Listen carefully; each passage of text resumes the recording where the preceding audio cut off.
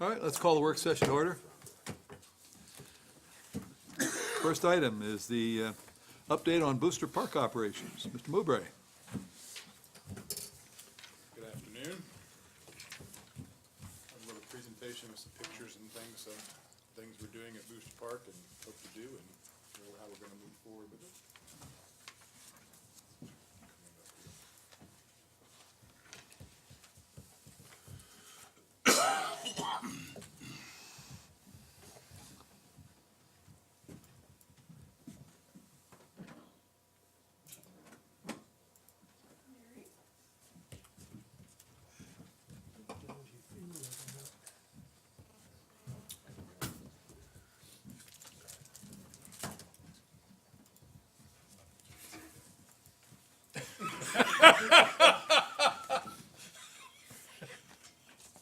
I like the way you made sure we all saw that, Larry. I don't know what you're talking about.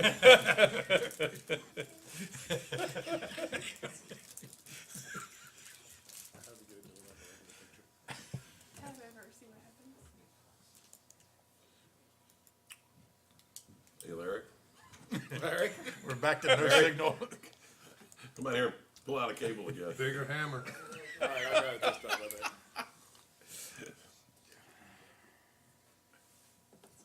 There we go. All All right. right, here we go. That's all right. This is our Booster Park update for today. We're going to go over 5 topics: our maintenance and prep work update, our concession stand bid update, a fields update, a usage fees guidance, and some equipment storage guidance. First off, we'd like to thank the Orange County staff, the Central Virginia Regional Workforce, and several of our contractors who have been hard at work out there helping us get things ready for the spring.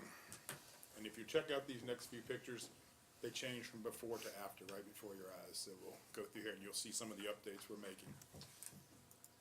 Our concession stand, look at there. It has been painted. The entire inside of the building has been painted. We are ready to go. This is another example. This is our before and after picture of just what a little paint job will do to make things look good. This rather large bird's nest was in the attic of the storage building. It's completely gone. I'm going to go back to that for a second. If you see that, that's actually the rafters you walk between. So that's probably 8 feet wide by 4 feet tall in the middle. And they were coming in through the ridge vent above that. So it's been sealed off, and Were they contours? I'm not sure. We never saw the actual birds, but the contractor came in and removed the nest, so it's been sealed up. And You might have had to fight off a pretty large critter. when the building inspector, GW, came out there, he stuck his head up in there and thought it was a beaver hutch, he said. He thought we had beavers in the ceiling. Our restrooms, you can see there where they were before. They have been painted, walls were plumbing fixed, ventilation fixed. They are ready to go for the upcoming season. Our electrical storage building with a new roof. You can see we don't have an after picture, but that's a during picture of the roof getting put on that. We still have to address some flooding issues in that building. It's probably the lowest part of the park. Couple options: we can raise the floor with some concrete. That allows to keep the water out, but it still pools around it like a moat. The other option is to dig a drainage ditch. One of the contractors has talked to Mr. Utility to come in and mark things, so we'll try to figure out how to proceed with getting the water out of that building, because that's where our main electricity is for the whole park. That was good planning to put it. Here you can see what's there, and you'll see a big change. Gone. All the screens that had been replaced from the backstops were just thrown up in the woods, rusted, grown together. We took the tractor, pulled them out of there. They're going to the landfill in the scrap metal heap. Rather large pile of trash, and you'll see what happens to that. Gone, graded out. Jason, Where all that trash come from? accumulated over the years. And yeah, quite a bit out there. So Jason got some tractor work, did some grading in, so that whole thing is gone. We're ready to move that stuff out.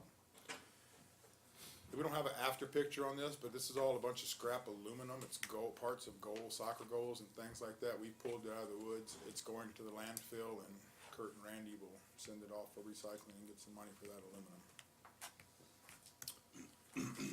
Whole pile of snow fencing, and you'll see, we went through and stacked that. There's actually 2 pallets of that, so any projects that I've told Public Works that we have that we need snow fencing, there's quite a bit of it out there. Tree had fallen over on one of the soccer goals. They hadn't used it for 2 years. We went in, pulled the soccer goal out before it could get busted, restored it, so it's good to go and can be put in play this spring. This is a sign we found in the pile of trash. It's double-sided. It says Orange County Booster Park. It was a hand-painted sign. We're gonna take it to Shabby Love and see if she can restore it for us, and we'll put it up somewhere out there and display it. It's a pretty cool sign. Someone threw it away, and this is Steve Boyer, our maintenance worker that we've hired at the park, who is doing an excellent job. Thank you to Kurt and the Public Works guys. We have a new dumpster at the park. You can see the picture, on the lower picture on the right, where the tracks go in there. That's where OISF dumpster was. When they left, it was full, and all 17 of those trash barrels were full. The company came and picked up the dumpster, left all 17 trash barrels full. So we had to go in there and empty the trash barrels. So they're now stored up behind our storage building, ready to be used for this spring. Our concession stand bid update.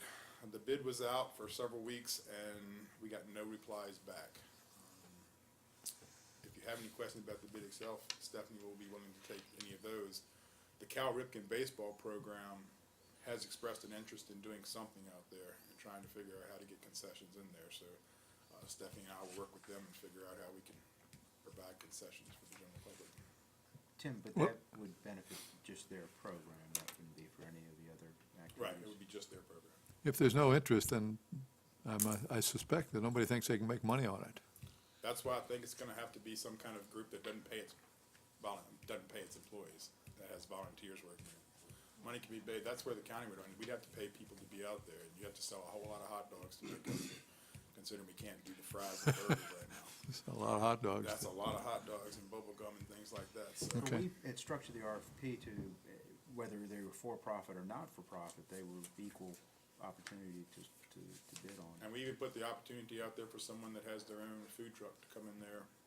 And the bid was rather open and wording. It was very open. I'm not sure, I received no feedback whatsoever, but I know we did say that they could use the limited resources that were approved at the time, in the kitchen, which was very dilapidated. So if you had a large enterprise, it wouldn't work for you just because we don't have all the equipment up and running that's functional that would meet code in that space. Okay. So I guess right now, just so the sense of the board is, we tried. I don't think it's in our interest to go and renovate the building to make it a kitchen. But if any of the not-for-profit want to use it as is and maybe make some, as a fundraiser, then we'll do it that way. But we're not gonna continue on as operating as a Okay. food service. Right? Correct. I asked the right question, right? You are correct. The next one is our field update, and as you look at it, the picture's gonna change, and you'll see what we've been dealing with since January 1st. It is snow and mud. We have yet to get on the actual fields. As you can see, we have the Central Virginia workforce actually next week, I think, and several of the volunteer soccer and baseball groups that are willing to help us. It's just a matter of when we can get on. Those fields are saturated. I tried the other day and sunk above my shoe tops on the infield, just trying to walk out to it, so. We've got grass where we should have dirt and dirt where we should have grass, so I've gotta figure out how to reverse those two processes and get grass on the soccer fields and grass out of the infield, so. Looks like the weather will break next week, so we will be hard at it on Monday, Tuesday, and Wednesday in the sunshine and see what we can do. But we'll have something ready to start the season. They may not be able to get on it the 1st of March when they want to, but we're looking at middle to end of March being able to get folks on the fields. Our usage fee guidance. These are the fees that the organizations paid to OISF last year. Soccer Association paid $750 a season. And they did their own painting and marking. The Cal Ripken Baseball paid $5 per child per season, which was a little over 300 kids. It was a little over $1,500 last year.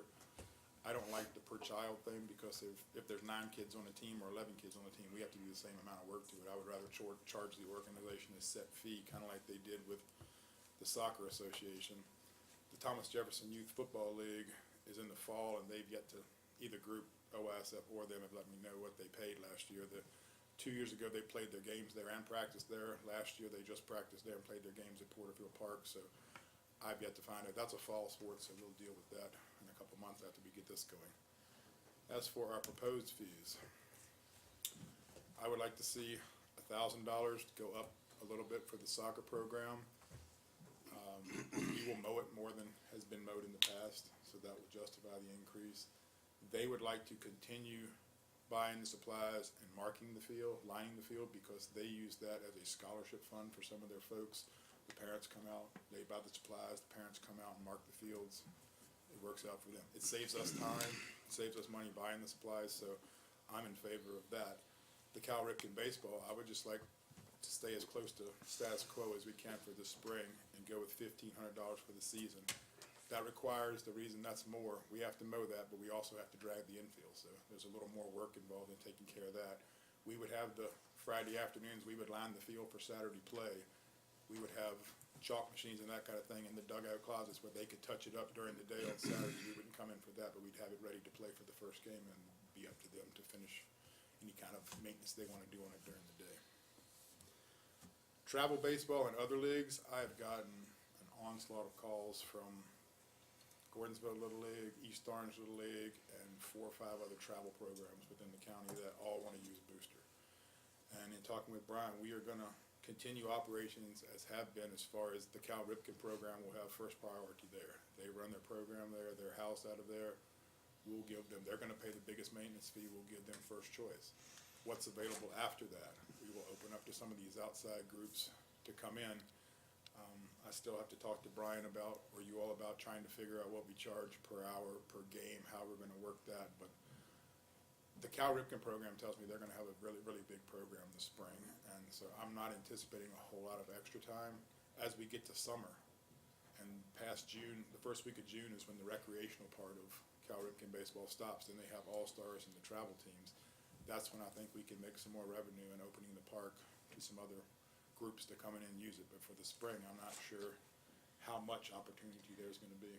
One of the challenges, we have no experience, we have no, how much does it really cost us in hard, soft cost to operate it, and so, Tim and I talked about this, is trying to keep as close to what the status quo is for the main users, and then these others will have to use a judgment and let them know that that may not be the fee they pay in the future. It could be a little bit more or a little bit less until we get at least, this season, I guess, spring, summer, and fall under our belt. So next budget cycle, we'll have a better idea of what our fee schedule would be. But he and I tried to figure out how many hours this and how many hours that, and it was real difficult. Fee schedules trying to be set to match our costs in taking care of it. Well, I think that's where you start, then you have to make a judgment decision whether you want to subsidize it by having, it may, for certain things, maybe the fee at cost is too high. For nonprofits, you may want to set it a little bit lower. Others that are coming in on kind of an ad hoc basis, they may be paying a bit of a premium in order to have that availability, and they're not committed there for a whole season. It may be a 1 or 2 week. They're gonna be an hourly or game-by-game basis for those groups. It's kind of like renting a hotel room, nights one price, a week's another, months another, like that. And if you get there at 6 o'clock and there's empty rooms, it's a different price. That inventory turns over every night, so. Will you, early in the spring season, have a definitive schedule for both particularly the baseball, so that you'll know with some certainty what dates would be available? Oh, yes, they said their registration stops March 19th, and they will do the schedule within the next week, so I'll know when their games other than rain dates. And So I will plug in anywhere and everywhere that I can with Okay. the outside groups. So there, all right. What about soccer? Is that,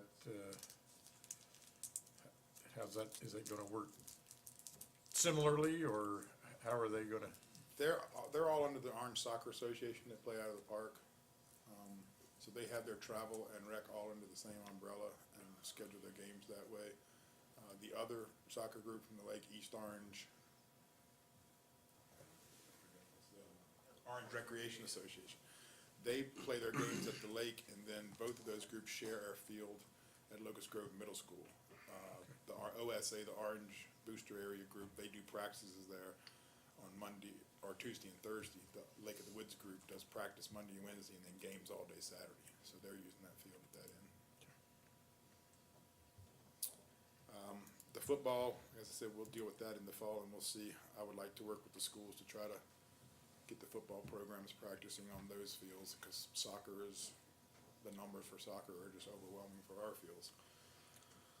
Special events and private rentals, that's where we need to figure out what we're gonna do and how we're gonna do it. I've had, like I said, onslaught of call, not just from the baseball, people that wanna do bluegrass festival, a battle of the bands, a carnival, a wine festival, a chili cook-off.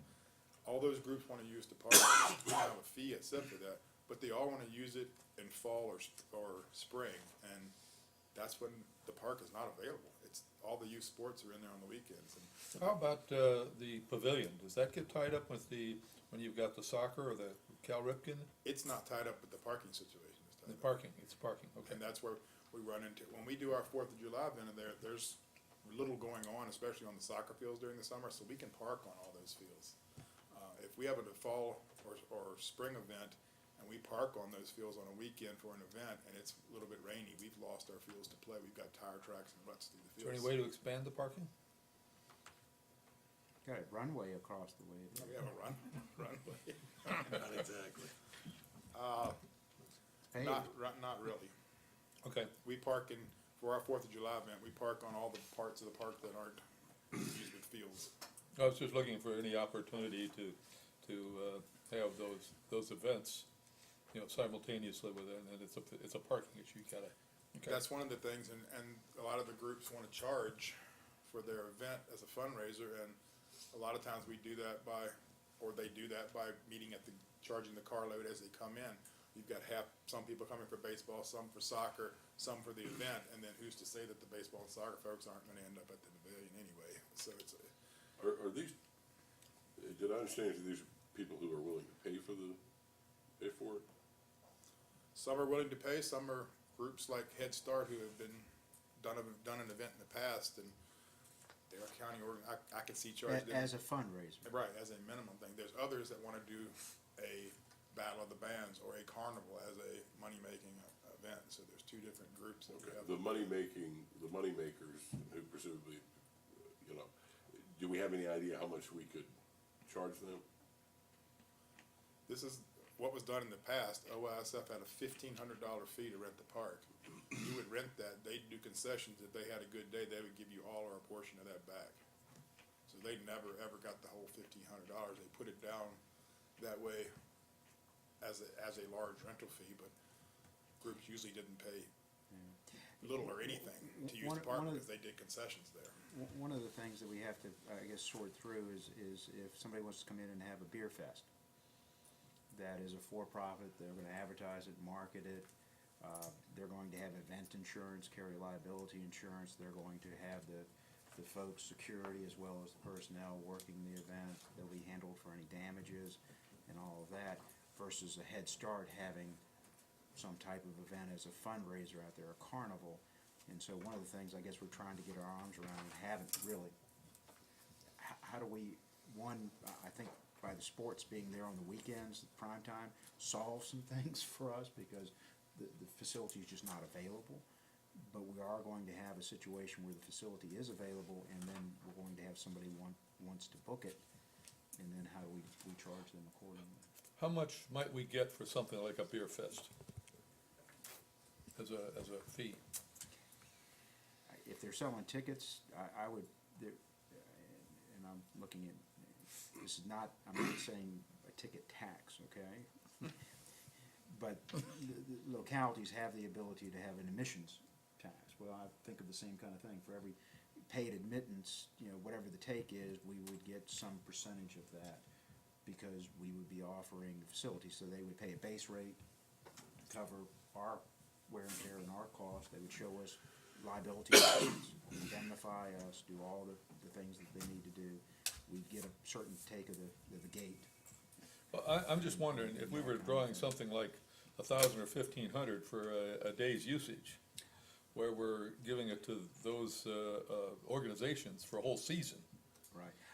I think it's gonna be north of that for an event like a beer fest or something like that. Well, I think we're headed in the same direction.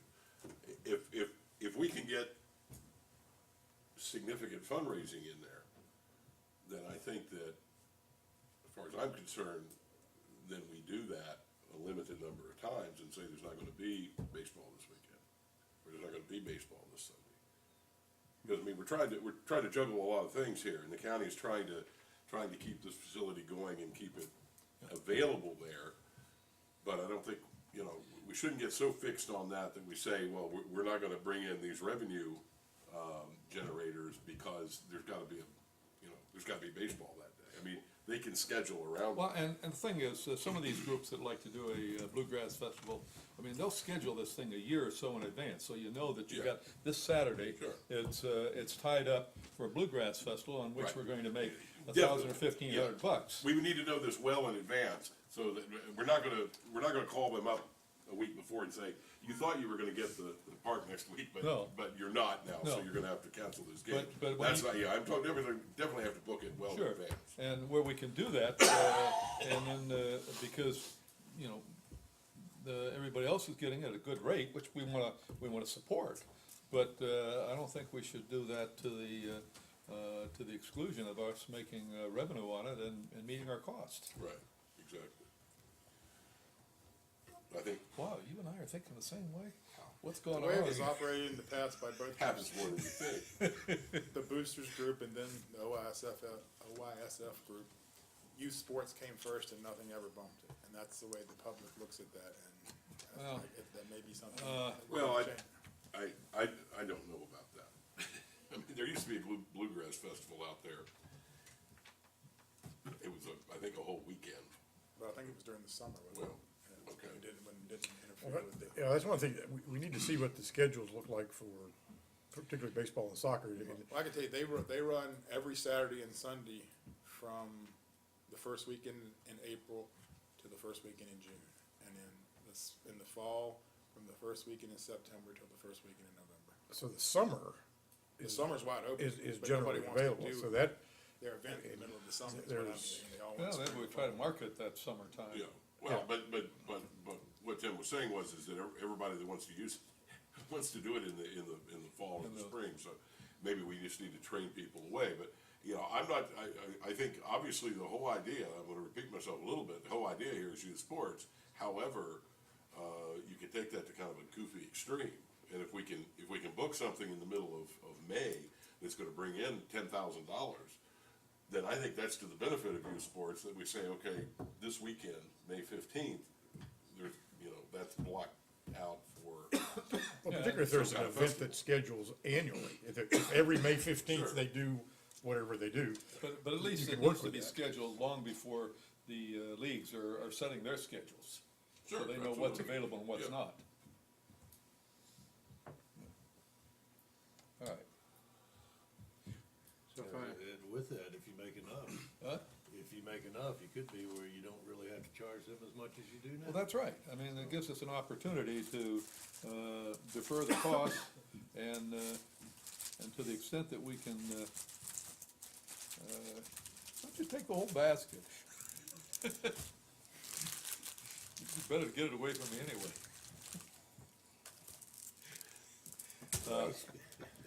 it's the one perk of being chairman. I don't wanna take it away from him. Well, I think that we need to be thinking about that. Now, maybe it's too late at this point in time, but I think when we start talking to some of these people who wanna use it, they say, well, they need to do it on May 15th or something like that, middle of May. And they're saying, okay, what, you know, and look at it and say, okay, well, what are we gonna make from something like that? If we're making not a lot, then maybe it's not worth disrupting the leagues. But if there's a chance for a nice purse, or a nice, you know, a nice revenue, then I think we ought to be able to do that.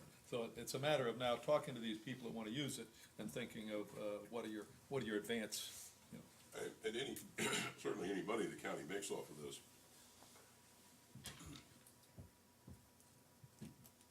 we're not gonna use that to fund a new limousine for the board. It's gonna be plowed right back into to the boosters park, Yeah.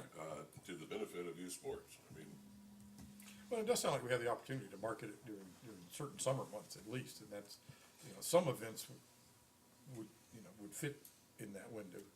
Maybe not everybody, but we should make an effort to And we're market looking it. as well to do a winter event out there where we do a 5K and have cider and music under the pavilion and and that kind of thing as well. So we're looking at some special events on our own.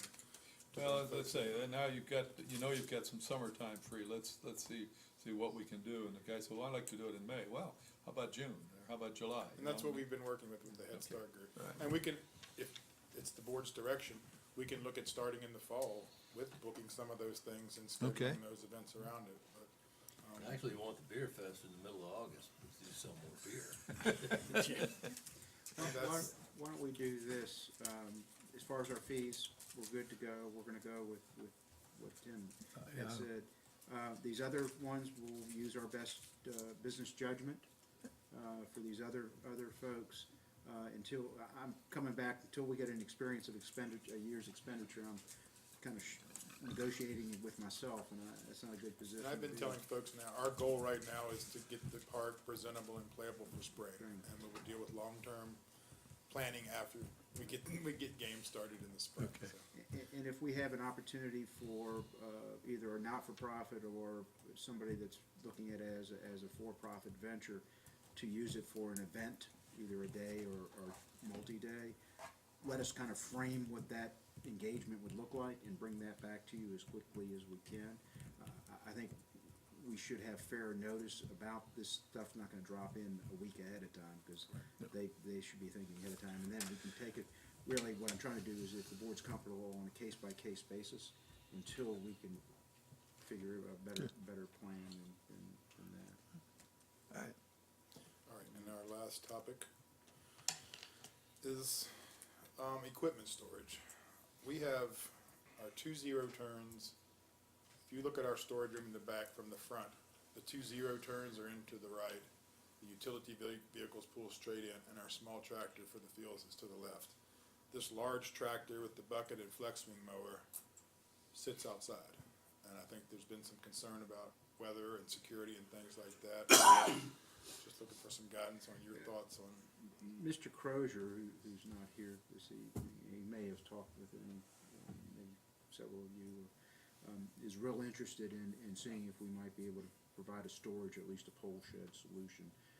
There's a portion of the pavilion he had mentioned to me that may lend itself to some enclosure, I guess 3 sides, Tim, or something.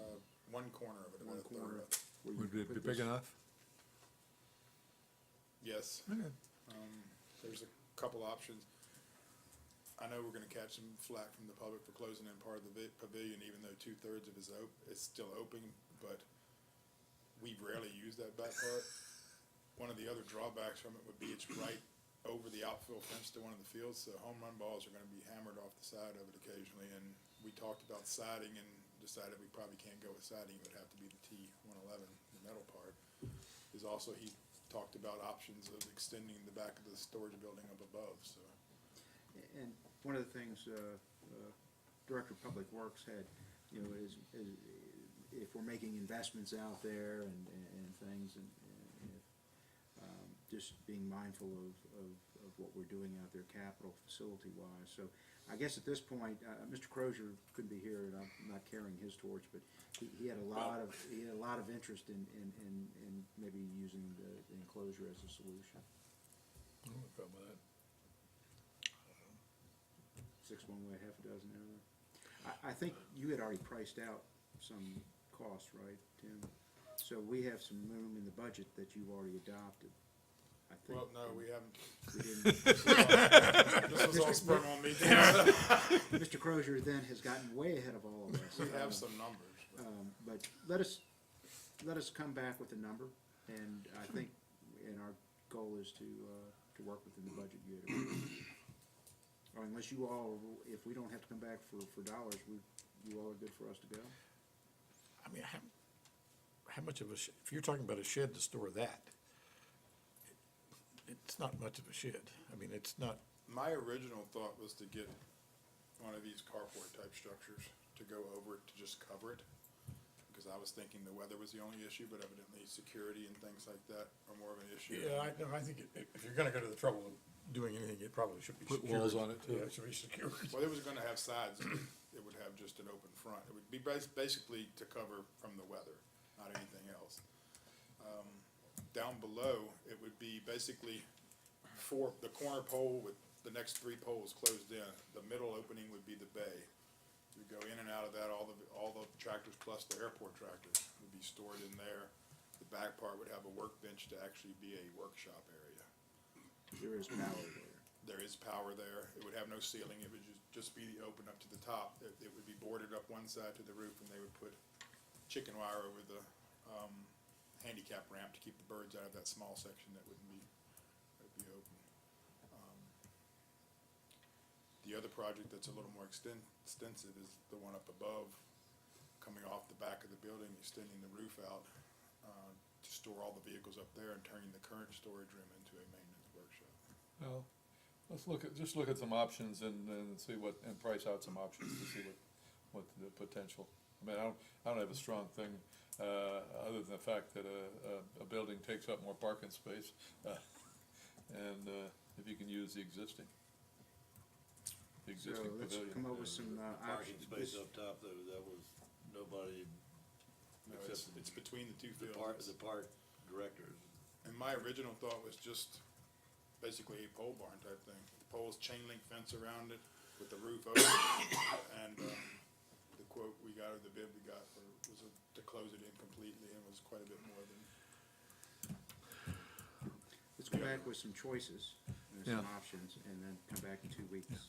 And it's the other thing, you can look at, next door, see if they have any trusses that didn't go. Well, that's what I was thinking, is that, you know, there's, I know where they make roofs, metal roofs, I know where they make trusses. And those metal roofs, sometimes we have ooh-oohs. Yeah, and, you know, I think there's a project that could be Put together, put together. Right. Do you got enough direction, you think?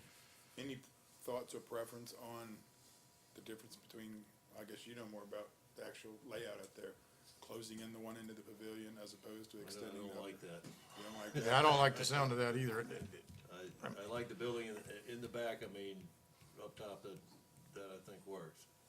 You got enough room up there, and there is, no one was parking there except OYSF Right, or just the the boots. concessions folks.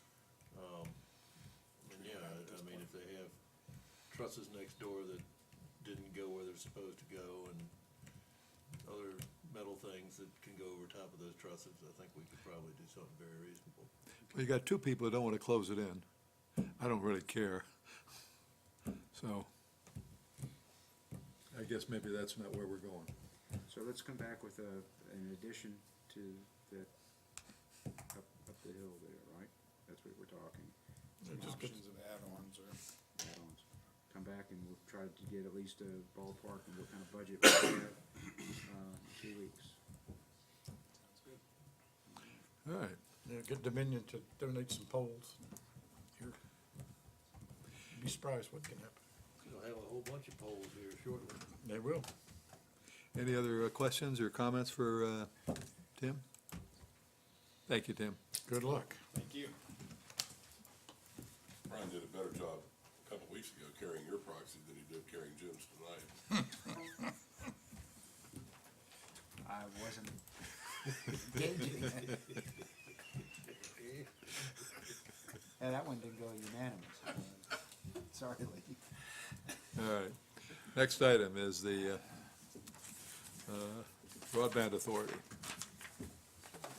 Chairman, County Attorney and I are bringing this to you all. I think the timing for us to think seriously about standing up a broadband authority is probably approaching sooner than I think we were originally thinking.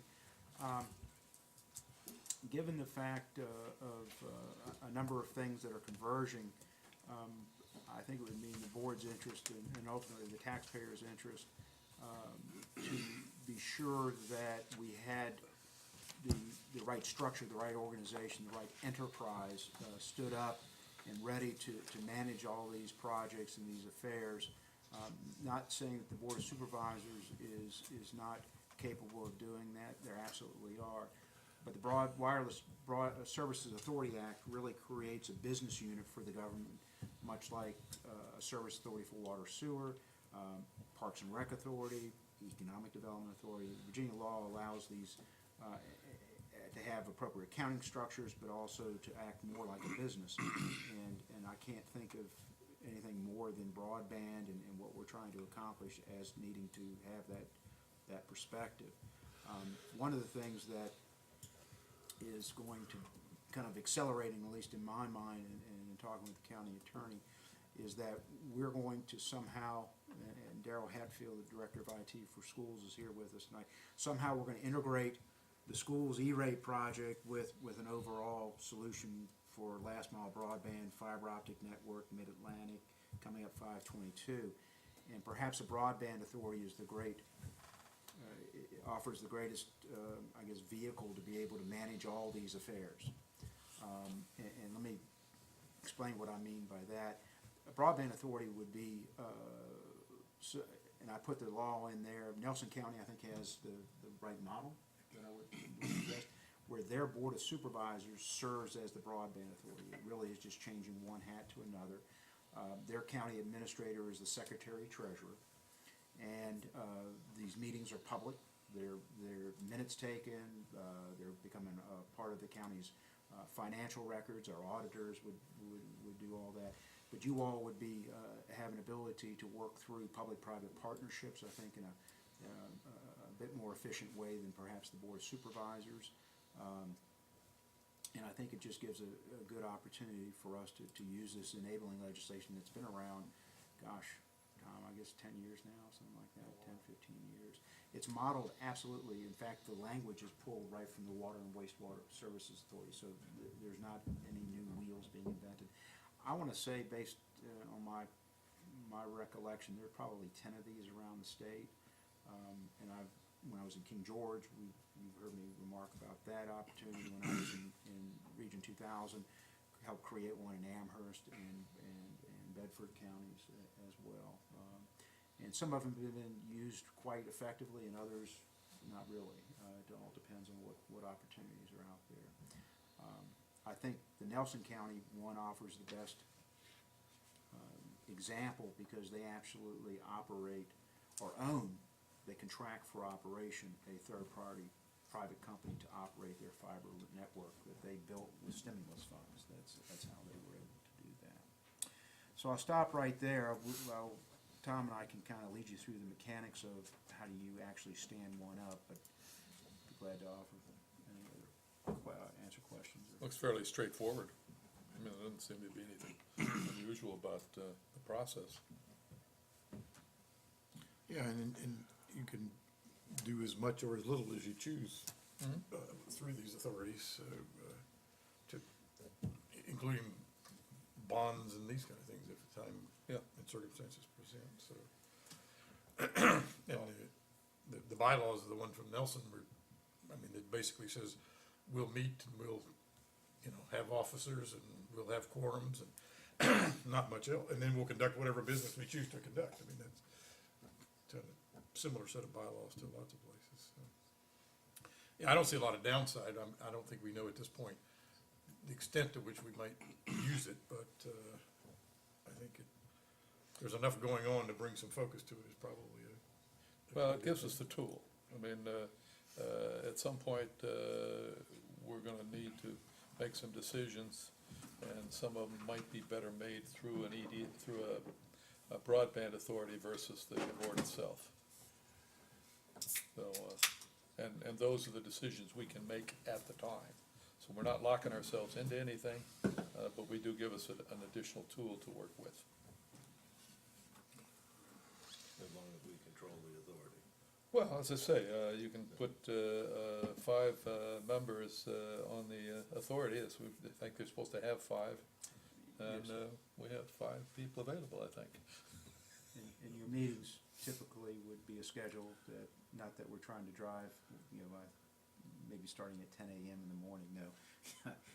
But maybe 3:30, I think, whatever business comes before the broadband. And if you don't, Yeah, it depends on what business we've got. and if you have none, then we just notice to cancel the meeting and move on. So, I think from a board time management, we will absolutely be able to manage the affairs of the broadband authority to occur on the meeting days of the board of supervisors in a few minutes before, or if for some reason things get going long, you can adjourn until after your regular board meeting as well, so, later that evening.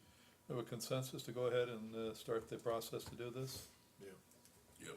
Okay? All right, let me just tell you what I understand that this is going to be, is we'll advertise an ordinance, right? It's an ordinance. Draft an ordinance. Draft an ordinance, and we can bring that to you at the next meeting, Public hearing. and then advertise a public hearing.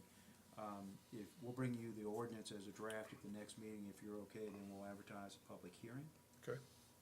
Authorize to proceed. Once that public hearing is held, receive input. If you're in a position, you would go ahead and adopt the ordinance. Then we would take the ordinance and I think an application and $50 to the State Corporation Commission, and they would issue a charter. And once that charter is issued, then you all would have a corporate- organizational meeting and stand the thing up and be able to take care of it that way. So I'm thinking probably by April, May. Okay. Probably get by the time we get the charter, so. All right. All right, so, with that, we'll. Any other comments on that, Tom? Not yet. All right. Any further questions? One of the things we have to decide, I think it was in the Nelson one, they provide for separate contracting outside of the county. The authority contracting as, on behalf of the authority itself. I think that's something we need to decide how we want to deal with, because there are some things that are in the works now that could call for some contracting. And whether we do them through the county and then reassign the contract, or wait, or whatever, something to be worked out. I think if they have the authority to do it, then at the time we get there, we can either say, we want the board to contract or the county to contact out, or we want to use the authority to contact. I mean, we can look at each situation as it arises. Right, I think we do have that flexibility, as I Right, read it, so. Yeah, Mr. White makes an excellent point. The broadband authority can procure just like through the Procurement Act, and Just like EDA. just like the EDA, we would go through all that. Now, the Board of Supervisors would have to establish a budget and things like that, but that may be something to think about as well. I'm looking at Stephanie now, yet one more procurement entity, so. I really just mentioned that because of timing. I think if this is something that we think we want to do, then we should move forward with it. Well, because yeah. There are things that are happening. Yeah, I mean, but, in other words, you think we may need to issue some contracts before we get to the point of having the corporate established? I mean, it's possible. Oh, okay. In which case, we'd still do it. I think because we need to move fast on this, we don't want to delay it if we've just got a procedural thing for a broadband authority. I would imagine in those engagement agreements contract, I think right now we're at professional services level, you would build in language that they could assign, you all could assign that to the broadband authority. Any other questions or comments? All right, so we'll take our direction. Okay. Any other topics for the work session? Do you wanna try and squeeze in closed, because we've got that Yes. 5:45, you had the dinner at We have the the dinner extension office, so Okay. we only have 3 closed items if Tommy's here. Yeah, All right. no, he's not. I don't know if he's here yet or not. Yeah, He's upstairs he trying is. to grab. We're gonna run upstairs then. You wanna go upstairs? Yeah. I think we can get them done in 15 minutes. Yeah. that Okay, would be great. all right. That would be We're sort of now wonderful. pushing to get it done. We've got a reason to work. We usually don't have such a Recognize that name? short list of items, so it works out well. Apparently, he put some property together Good call, Tom. improperly. We need a We need a motion, yeah, duh. Yeah. Before we start walking away, y'all ready? Yes. Whereas the Board of Supervisors of Orange County desires to discuss in closed meeting the following: consultation with legal counsel, employed or retained by a public body regarding specific legal matters requiring the provision of legal advice by such counsel, and discussion concerning a prospective business or industry or expansion of an existing business or industry where no previous announcement has been made of the business or industry's interest in locating or expanding its facilities, and whereas pursuant to sections 2.2, 3711A1 and A7 of the Code of Virginia, such discussions may occur in closed meeting. Now therefore be resolved that the Board of Supervisors of Orange County is hereby authorized discussion for said matters in closed meeting. So moved. Second. All in favor, say aye. Aye. Carries unanimously. Now, hold on to that. All right. Call the meeting to order. Would you please join me in the Pledge of Allegiance? Wait a minute. Need to Need to certify read the the question. question. Do thing, yeah. Members of the board, to the best of your knowledge, were the only matters discussed in the closed meeting public business matters lawfully exempted from open meeting requirements, and that only such public business matters as were identified in the motion by which the closed meeting was convened were heard, discussed, or considered in the closed meeting. Mr. Johnson? Aye. Mr. Goodwin? Aye. Mr. White? Aye. Mr. Crozier's absent, and Mr. Frame. Aye. All right, now would you please join? I pledge allegiance to the flag of the United States of America and to the republic for which it stands, one nation, under God, indivisible, with liberty and justice for all. Okay. Any changes to the agenda? February 9th meeting, you were not here, right? Which minutes is that? No, that's a different minute. Never mind. I'd like to remove the minutes for February 9th from the agenda and we'll vote on them separately. Yeah. All right, Both sessions? both sessions, yes. Not one there for either one. Mr. Right, Chairman, that's what I was saying. just one other note on the agenda, the award of contract for legal services for delinquent taxes. County attorney and I will be handling that instead of Ms. Strauss. Which is this? Eight. Under new business. Oh, okay, all right, New business, we'll be handling that. okay. All right. Any further discussion or changes? Could I get a motion to approve? So moved. And a second, all, motion made and second. All in favor, say aye. Aye. Okay. Next is special presentation and appearances. Are there any? No. Okay. On the consent agenda, could I get a motion? Second? All in favor of the consent agenda, say aye. Aye. Unanimous. Can I get a vote, motion on the February 9th minutes? So moved. Okay. We have a who made the motion? You made it? Seconded. Okay. Roll call vote, please. Mr. Goodwin? Aye. Mr. Crozier's absent, Mr. Frame? Abstain? Mr. Johnson? Aye. And Mr. White? Aye. Motion carries. Next item is the Office on Youth Quarterly Report. Ms. Vines?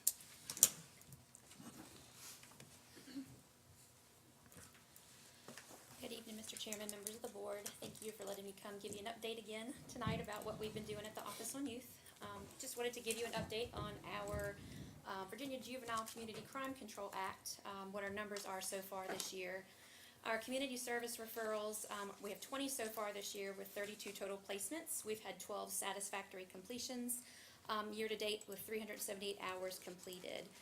Thinking for a Change is a class that we have. We've had 3 referrals this year with 5 total placements. We have 2 satisfactory completions, 1 getting ready to finish. It's a 14-week class. This kiddo did it in 8 weeks. He got everything done. He was very motivated, and so we were very proud of him for that. So we have 20 sessions completed.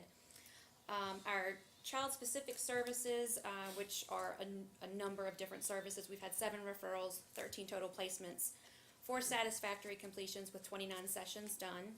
Substance abuse assessments, this year we've had 13 referrals with 4 satisfactory completions. We got a lot at one time, so our provider is staggering them. She has them all scheduled, and they'll be hopefully all done by the end of February, March area.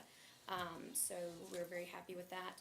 And then our substance abuse treatment, we've had 3 referrals specifically for just treatment with 5 total placements. We've had 1 satisfactory completion. Everybody else is continuing their treatment and doing well. So just wanted to give you an update. So we've had a total of 46 referrals for those kiddos this year through about January. I know another topic that you guys are interested in, CSA. Our numbers continually grow. Our last written report to you guys was in December. As of December 31st, we had 94 at-risk youth compared to 80 at the same time in fiscal year 15. So our numbers keep growing. While our numbers are growing, we are currently showing that we're under budget for both expenses and projections, but we do believe this year is going to be very tight. I just want to make you aware of that. Our main driving costs this year are our special education day placements, which right now through the end of December totaled about $671,000. Our second driving cost is our community-based services, which we're very happy about because that's a lesser match for the locality. And those are totaling about $253,000. Mr. Freeman, I know you had a question about the school system's new special education program for the elementary students, and I talked with Susan Ayler, who, by the way, is absolutely wonderful. And I just wanted to read what she sent me real quick. Yes, the program has saved. They currently have 3 students who would have all been in day placements without their program. So right now they have 3 students, which is wonderful. We have 1 student that may be added to the program and another return from a day placement for the coming year. So we'll be bringing one of our kiddos home. This would save the county approximately 5 day placements. Basically, the tuition for Keys, which is one of our placement locations that we use for 3 students, is approximately $17,400 a month. So if you take that from the beginning of the school year through February, that's $104,000 that we have saved with these kiddos being here and home, That's just for the 3. just for the 3. So with 5, It would increase. substantially more. One thing she did say was that we have had some children who have been moving in from another locality who have residential placement in their IEPs. There's nothing right now that we can do about that. We have to abide by that. Correct me if I'm wrong, once they review them, they could possibly change that. That's right. But as of right now, since they've come to us with them, we have to honor that. So we're up and down with those placements. So I just wanted to give you a heads up on that as well. The question I had is the school budget last year had the program for dealing with some of those kids in the elementary school, and I was wondering what the savings would be from our CSA from having that in the school system. This is the first year, and so they're working very hard to evaluate the kids, put them in the right places, bring them home. Susan is working very hard. Her staff is working very hard. So I'm very pleased with that. Any savings for CSA is wonderful. And to have the kids stay in the community is even better. So, Good. let's see. We just had our father-daughter dance this past weekend at the high school. We pre-sold 90 tickets ahead of time for both dances. Our group has gotten so big we've had to split up the 2 groups. We have K through 3 and we have 4th through 8th grade. So between the 2, we'd sold 90 tickets. At the K through 3 dance, we sold over 100 tickets at the door. And then for the 4th through 8th grade dance, which is always a little smaller, we actually sold over 40 at the door, which was huge for us. That was a bigger group this year. So if you take that with 2 people minimum per ticket, we had a minimum of 460 people between both dances in the cafeteria at the high school having a good time. And a lot of dads brought in more. You know, they had 2 or 3 daughters. My husband had to go to both dances because I have a kindergartner and a 4th grader. So they drugged them to both, which he had fun. We had so many people after the first dance. Every year we increased the food, but we had so many people with the first dance, we ran out of food. We had to dig into the second group's food and go out and go shopping. So that tells you how many people we had, which is good. We're not going to complain. We had a photographer. We use TSS Photography, and they come and take pictures, and the parents can take the pictures home that night, which is great. So we had a lot of people pleased with that, and the pictures were cute. I always make them show me them so I can see. And then we just finished up our Valentine's Day fundraiser with the elementary schools as well. Each year our child care programs partner up with their respective PTOs in their schools, or PTA, and they sell little stuffed animals with a little card. This year was Bubbles, that parents can send their kids, and they're delivered to the kids' classrooms either on Valentine's Day or the day before. This year it was the Friday before because it was on a Sunday. This year we sold over 300 little stuffed animals. The PTOs were wonderful. They came and helped stuff the bags and put the tickets on and everything else, and so it was just very successful. And then we split the proceeds with the PTO, which is great for both Now, parties. these get delivered to the kids in the classroom? We bag them up by the class, and we take them to their school, and at the end of the day, the teachers will pass them out. So all the kids get them? Just whoever the parents purchase them for. Yeah. So not everybody gets them. I embarrassed Okay. my son by sending him one to middle school this year. So he got home. He's like, "Thanks, Mom." So, but it is good. And then the kids have the option to send a little treat to their friends too. We've had teachers who've bought the little treat. This year was Bubbles, who have bought the Bubbles and given one to every child in their class. So the teachers have gotten involved in stuff too, which is really kind of neat. Upcoming activities, we have the Garvis Huff Awards on March 15th. You guys will be receiving your invitations. Our guest speaker this year is Miss Virginia, USA, Dr. Desiree Williams. She'll be speaking on the power of perseverance and goal setting for our youth, so we're very excited about that. We have After Prom coming up. We're in the middle of all of our fundraising to date. Just wanted to let you know we've received about $3,500 in donations toward our $5,400 budget for this year's event. And this year we plan to hold our event off campus. And talking to the previous high school principal and the current high school principal, we're trying to build the attendance back up. It kind of wavers every year, so we thought maybe mixing it up a little bit would help. We'll be working with Justin Sarver at School Transportation to see if we can arrange buses and all that good stuff. It's at Jump Seaville in Charlottesville, so the kids can jump all night long if they want. And then we have other things that'll be going on at the same time that we usually have at the high school. Always have to have the Womanless Beauty Contest because that's their favorite. And then the last thing is we added a pilot pen pal program between our students at our Gordon Barber Child Care Program and students at Manzano Mesa Multi-Generational Center in Albuquerque, New Mexico. My brother-in-law lives out there, or my sister, my brother-in-law lives out there, and he is over top of the child care program over there. So we have started a pilot pen pal program, and our kids have received the first letters. They're in the middle of writing theirs back. So we're really excited about that, so they can kind of learn about different areas and different things. So we're really excited about that. Then the other couple of things, just wanted to give you guys a quick handout about some of our upcoming parenting classes, as well as we have started a new child care newsletter that will go out every 2 months for the parents, and just wanted to give you guys a copy and see if you had any questions.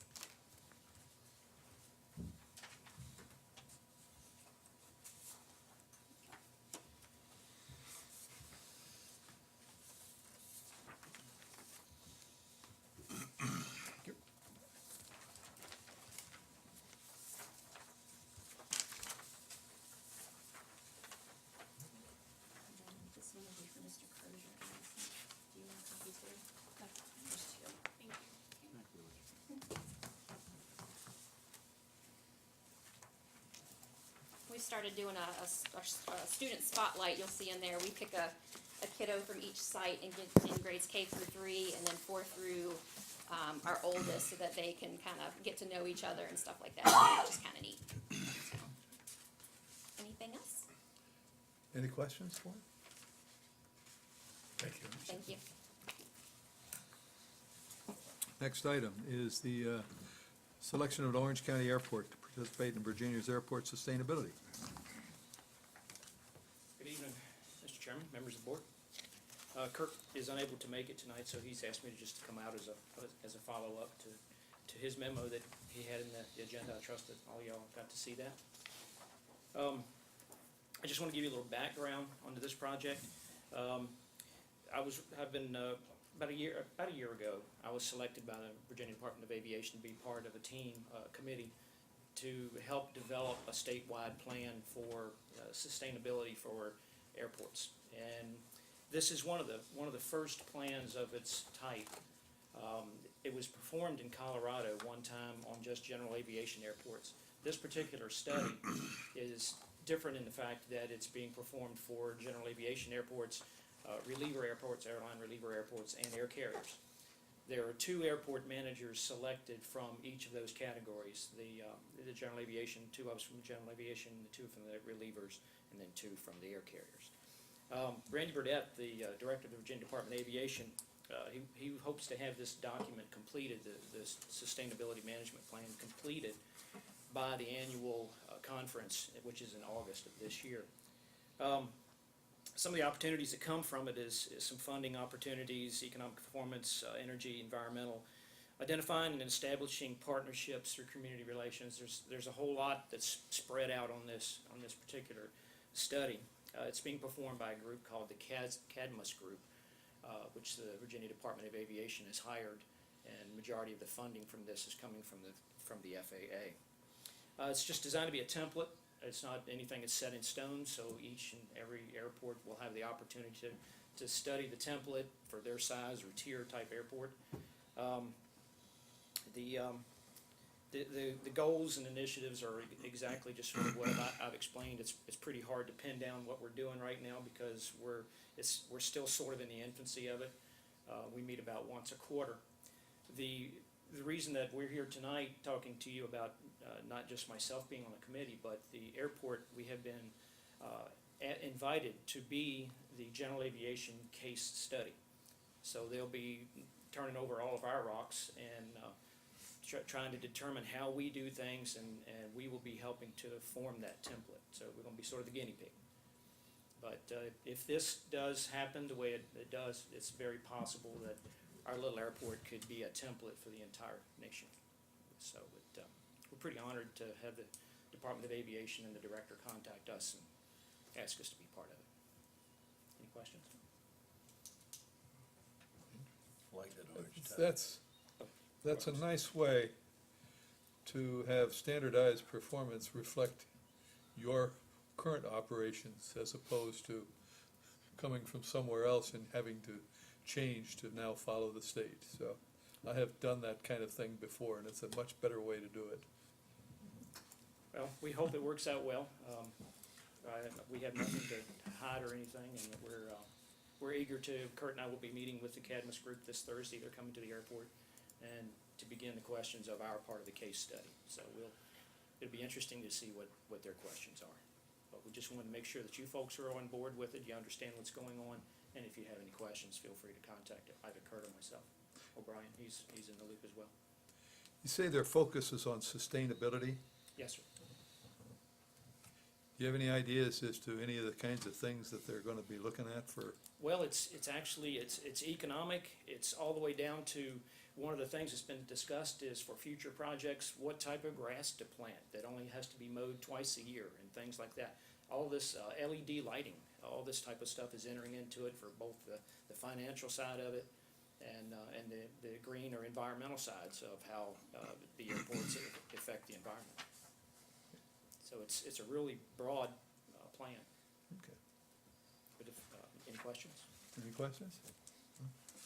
Thanks, Les. Thank you, gentlemen. I appreciate your support. Good, thank you, Buzz. All right.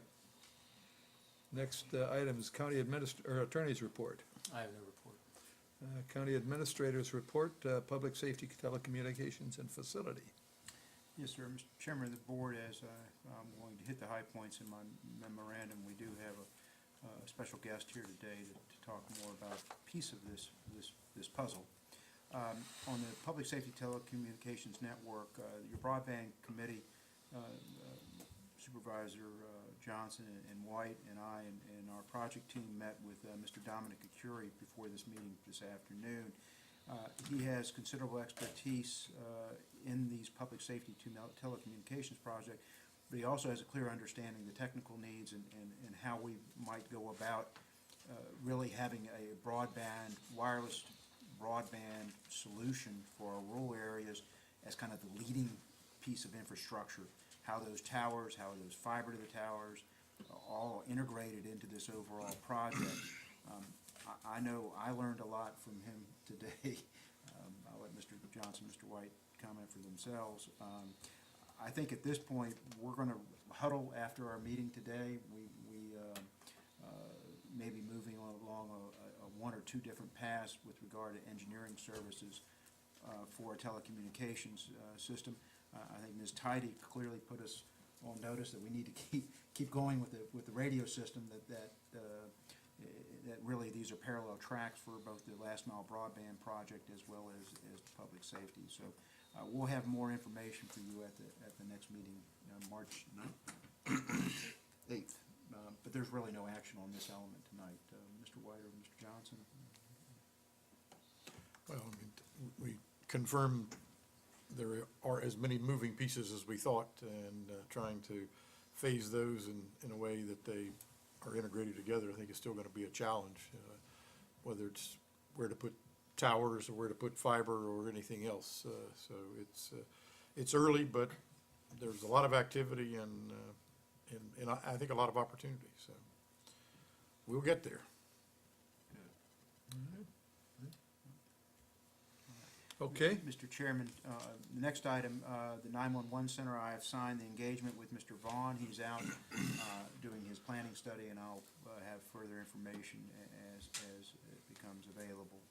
On the fiber optic network deployment rural broadband initiative, as you know, I've made an appearance along with Dr. Tanner, who's here this afternoon, for the Louisa County School Board, because they are pursuing a project similar to the Orange County Public Schools, with trying to use E-rate funding, as it's called, to put fiber in the ground. And what we're trying to do in a deliberate but efficient way is figuring out how we might be able to leverage that fiber build with one that would serve not only a public safety communication, but foremost, it would be the backbone in order to provide last mile broadband service and potentially fiber to the home in some of the more densely populated areas. This is all a result of Mid-Atlantic Broadband bringing up an open access fiber network along 522 at the county at no charge to the county. That project's going to happen. Our ability to leverage that for our needs is becoming more in focus. But as part of this, and a very integral part, was the school's fiber broadband project. What I've done is I've invited Mr. Darrell Hatfield with the school board, the schools, who's the Director of Information Technology, to give you a brief overview of that project. There is some information and such, and you also have a couple of handouts. But as Darrell's coming up, what I wanted to do is, he's briefed the school board. Dr. Tanner, I was there when all that happened, and we felt it would be purposeful for you all to have information about this, as well as the public being able to see this on our YouTube channel and so forth. Absolutely. With that, Before I begin talking about the project, I'd like to just give you a little bit of kind of backstory on E-rate and what E-rate is. E-rate is an FCC program that provides telecommunications reimbursements to schools and libraries. And it's for school systems, it's based on your free reduced lunch population. So after they do all the calculations, it comes back that we get 70% reimbursement on all of our telecommunications costs. This past year, for the first time, they basically said that school systems and libraries can run fiber with this money. In the past, it was just for services. So once they came out with that, we said we need to look at this as a project to try to save costs in the future for the school system. Okay. Went to Brian, talked to him about it, and we came up with the idea of partnering together so that when the school system is running its fiber, while we're in the trench, while we're in the conduit, that we go ahead and lay fiber for the county government as well. That cost would have to be, of course, separate from the cost of the school system because of the federal government rules. Okay, but as many of you may know, the main cost in fiber is actually doing the trenching and the actual conduit piece of that. Once you get in there, it's just, the price of a cable is not much different depending on how many strands you have. So the thinking is, the hope here was that we could partner together and then give you guys basically a fiber backbone for county services. You should have a map with you. I think you have a map. Yes. Okay. The blue line on the map indicates the path that we plan on taking with our fiber project. This will allow us to pass all of our schools, and then of course come off with the fiber backbone and go to each school. Also on here, you should have another handout, okay, which is a yellow column and a blue column. Right now, the yellow column is the current bandwidth that we have going to each one of our schools. In the blue column, you see the FCC's 2017-2018 target bandwidth goals. These are the minimums that the FCC has said that schools should strive for. As you can see, there's a major, major difference between what we currently have and where we kind of need to be. So the whole hope of this project is that we can get this connectivity to schools, and once we have our own fiber, then we can basically light that fiber up, to have 10 gigs of connectivity, from school to school, just based on this project. I noticed some differences between the different elementary schools. Is there a reason for that? Yeah, the target bandwidth, the goal minimums were, it was a formula they applied to it. I think it was, 10 gigs per 1,000 students or staff. And so what we did was, okay, if a school has 250 kids, then that's, only a quarter of that 10 gig limit. So that's how we came up with the Okay, 2.5. all right, so the schools with more kids get higher, okay, gotcha. Yeah. But of course, if we have our own fiber and we light it up, then we could just go ahead and straight to 10 gigs and just Sure, go sure. go past the minimum. Sure. You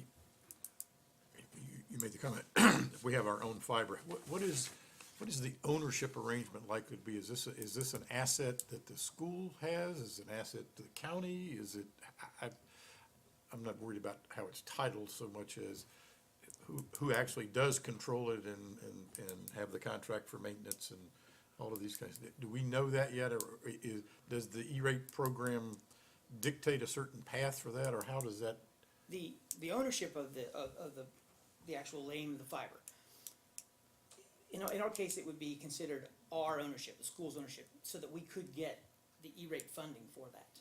Okay, No matter how many strands are in the, Well, that's where I was actually headed Oh, next. We can only have 12 strands of fiber to each one of our schools. right? Okay, so let's say in our partnership, let's say we decided to go in and run 144 strands in our partnership. Then the 12 strands would be earmarked for the Orange County Public Schools, and then the remaining strands would be earmarked to the county government to use as they see fit.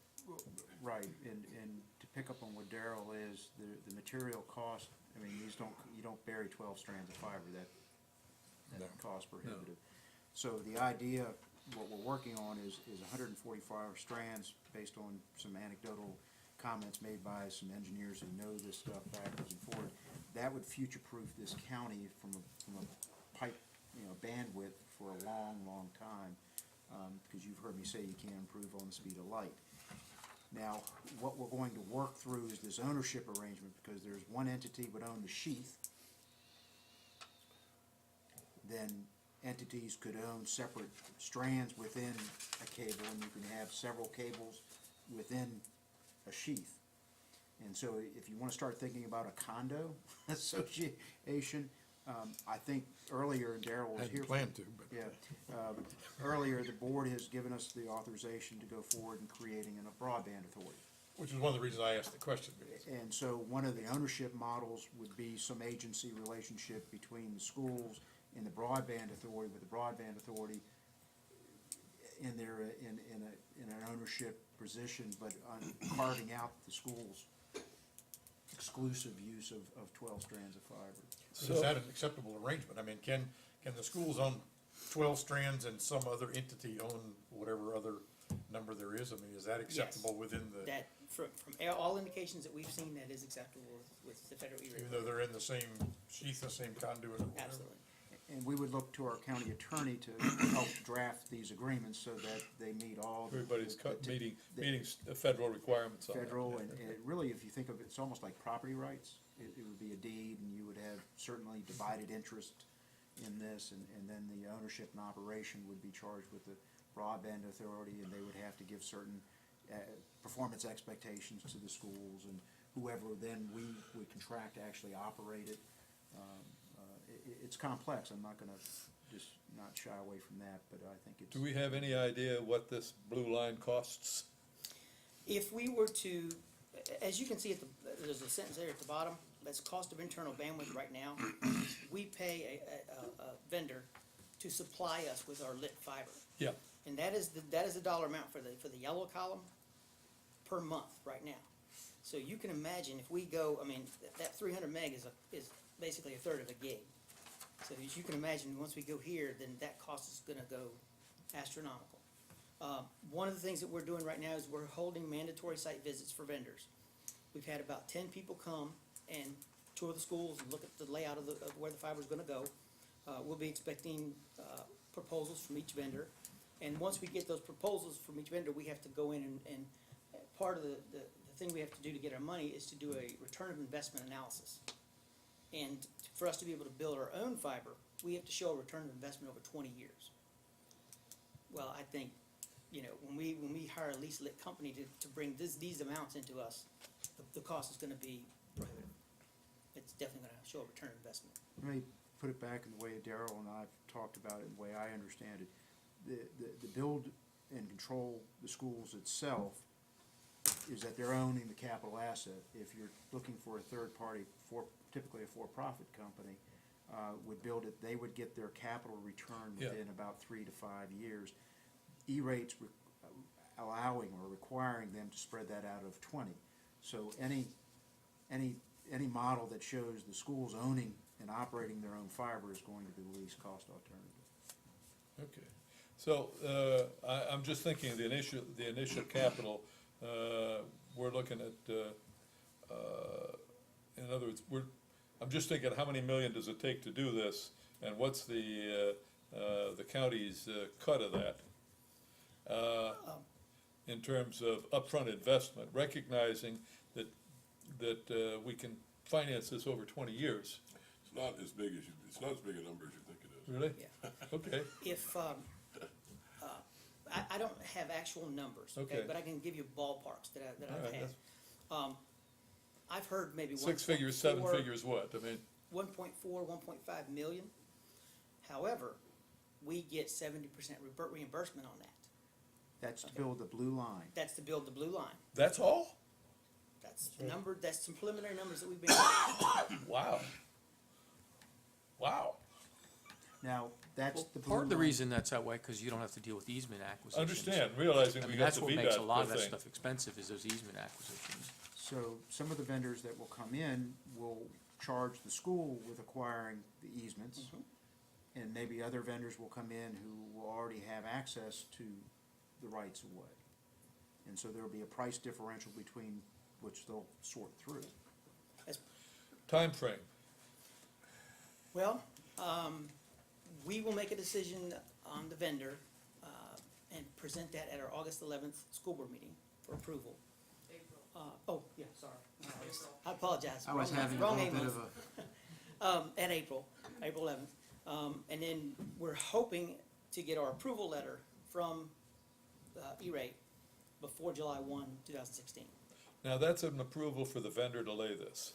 That's an approval for the funding. For The the funding. 70% reimbursement. Okay, what's that? For the 70% reimbursement. Okay, all right, all right. There's also a little kind of additional advantage that could be coming our way. In the governor right now in his budget, we'll see if it makes it to the final stage, but in his budget right now is a plan for them to also kick an additional 10% support. And E-rate has said if a state comes in and does 10%, they'll do an additional 10%. So if something like this ends up coming to You've heard fruition, too good to be true lately? Yeah, I'm just, we end up getting a project for 10% of the cost. well, now, then the next thing is, okay, this is the 12th strand that the feds are gonna pay for. All right, so if we say we will now wanna put in 144th strand, obviously the cable costs more. Yes, How much more is that? it's fractional.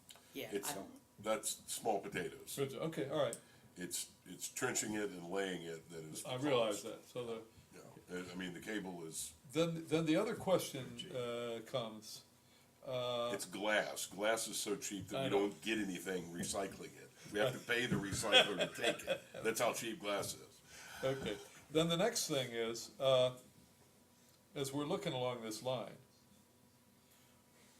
at least for the strands that the county wants, we're gonna have to have other tie-in points. Yes, sir, and we can work that out If- through the design. So that's what this next thing in terms of identifying where we wanna put the towers and et cetera, and now we start running some trenches that are in addition to what the school systems pay. Laterals, and one other thing, working with Louisa County, what we're trying to do is to get a circle because then that's redundant. So if there's a cut, you just reroute traffic. Understand. Right now, we're on a cul-de-sac with our current provider. If there's a trench cut, we're down for a half a day, Maybe more, yeah. maybe more. By having redundant, you can always, the downtime is not. The other part, and I wanna be real clear that everybody, is that at some point, we're going to be working through whether the board or our broadband authority, depending on where the timing is, for the board's general fund share of this, certainly for schools, I mean, there's a capital side of this for the schools, and, there's a county general fund capital side of this as well, to be able to leverage all this to make happen. We don't know what those numbers are, but you now see what the magnitude is of them, and Remember, Lee, that the Mid-Atlantic broadband is coming. I know, I'm saying, coming we're up getting here. free, we get the free vertical, and we're getting 90% maybe of the horizontal. Yeah, That is almost too good to be true. it is. They're gonna pay us soon to be part of this. And there's still a lot of money for large users, all of those laterals, you know, a commercial user, Well, yeah, neighborhood, or these kind of and things. there, yeah, there's a variety of other elements that the authority can participate in. There will certainly be cost, but they are so small compared to what we could have envisioned 5 years ago. even. Understand, yeah. Yeah, Right. it's And amazing. part of the discussion today, and this map is a good opportunity to talk about it, is the effort to site the towers needed for both broadband and our, public safety system, communication system, you know, to be able to use either the 522 line or Or more the likely. E-rate line. More likely the E-rate line. So locating those towers such that you can benefit from that to the extent possible, is something else that's underway. Well, and the reason I was asking is because one of the things I guess we need to understand is the tap-in points, because if you'd wanna do that, as you're laying it, as opposed to cutting it and having cutting to it in splice and tying in later, Oh, absolutely, When- yes. yeah. When you do So- a fiber build, it's traditional that, and I don't remember the exact number of feet, but they put what they call a handhold every thousand, that's not like 1,000, it's probably like 2,000 or 3,000 feet. And so you have them spaced out conveniently enough that you can pretty much find a handhold close to where Okay, you need all to right. go off. All right, Part of that is because the cable comes on a roll in a certain length. yeah, and you've And got. when they run out, they put a Splice. splice point. And so you've got those splice points every so often anyway, but knowing where we want to put them is probably Right. Well, Okay. look at the town of Orange, see the little, I mean, it's likely the town would want some kind of an access. oh, sure. At or near that Yeah. point. So, This other little One place up at thing the other end. I think it's important to draw attention to is, we're building this public safety telecommunications project, 911 center. One of the large expenses, huge expense, is building the fiber optics backbone. If we're able to align these partnerships and do the condo and things, we've now been able to leverage a lot of others' investments for our telecommunications, which is a net savings to the taxpayers. But we're still not there yet, and there's still a lot of moving pieces I and know. parts, so, I- manage expectations. I'm looking at one thing here, to get to the Locust Grove Middle School, you gotta go down to 601, but you got this showing going all the way to 3. Yes, sir. Oh, I'm That's sorry, the- that was just a slight mistake, then, I'm sorry, I apologize. You're right, we would be going down to 601. Okay, so that extra stuff is not part of the E-rate system. Yeah, I'm sorry, I Gotcha. apologize. But we've also talked about it, maybe a future phase is bringing something out of Culpeper at Terramark down Route 3 to then Understand. make another diverse route, so. All right, we're running short on, we have to be down Okay. extension. If we can get through a couple more items on the agenda. All right, Thank you, Darryl. thank you very Thank much. you very Thank much. you, Dr. Tanner, for allowing Darryl to come. Okay. One other thing on this project, gentlemen, we are starting, Ms. Bradley and I are starting conversations with Davenport about the financing of all of this. That would be in conjunction with your next CIP, but we're starting to give them information because we're gonna have to do some modeling on all of this, these capital projects. That's all I had for this one, Mr. Chairman. All right. The Germanna Wilderness Area Plan, I'll just briefly say that The committee met last week, received a report from Draper Aden on the water, on the water side of the house of trying to project future demand. They came up with a good model on potential densities, at least as a starting point, and then understanding how there's some tools to either adjust those densities along with the available water that Mr. White, so they're off and doing their thing. Yeah, they've got the idea of the densities, which is a good starting point, and they need to come back with the, what the capacities required are, and then we're probably gonna have to, maybe modify densities or modify, percentage of areas that are covered to deal with whatever capacity we can manage. The next month's meeting is next month. It's certainly posted on our website. Mr. Frederick will be there talking about overlay zones and all the planning techniques that'll be coming forward for the Germanna Wilderness Area Plan. So that's next on tap. That's all I had. Okay, you have anything more for Brian on that? We've got any, let's try to get through these next two items here. Award of the contract for auditing services, Stephanie? Good evening, gentlemen. Last September, I released a solicitation for audit services for the schools, social services, and county government. It is for the financial statements ending in 2016 and the next 4 subsequent years. We advertised locally on the state procurement website, and we received 3 responses. We had a very large selection committee, and after a lengthy process, we feel that PB Mayors offers the most professional, detailed, and prompt audit services. We have funding available in the budget, and I actually have Betsy Hedrick here from PB Mayors if you have any questions. Does anybody have questions for Stephanie? Can I get a motion? So moved. A second? Second. Any further discussion? All in favor of authorizing staff to enter into a contract with PBM Maris for audit services, say aye. Aye. Motion carries unanimously. Thank you. Next item is the award of a contract for legal services. Yes, sir. Mr. Chairman, as you know, we historically contracted out for legal services to collect delinquent taxes. The Code of Virginia really prescribes a pretty intricate process in order for us to offer for sale real property to collect delinquent taxes. Mr. Henry Carter has been doing that for the county for a number of years. The board has agreed to engage them, and the treasurer has also agreed, since it's a 2-part process, to engaging them. County attorney and I have been working with Mr. Carter on a contract. We had sent a contract to Henry on Thursday, I think it was, and we brought back some other comments that Mr. Carter had to those, and I think the board's ready to take action now. Did I get everything right?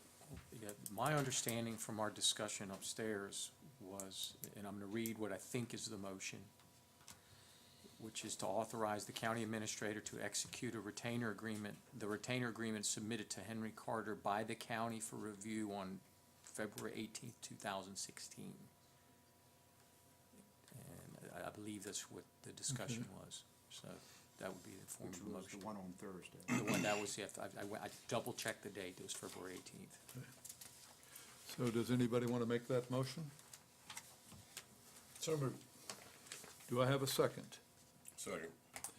Any further discussion? Hearing none, all in favor say aye. Aye. Aye.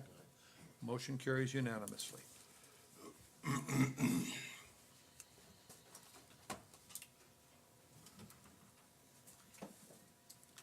Okay, I think we'll go on down to the extension. yeah, let's recess the meeting for our meeting with the Virginia Cooperative. Extension, sir.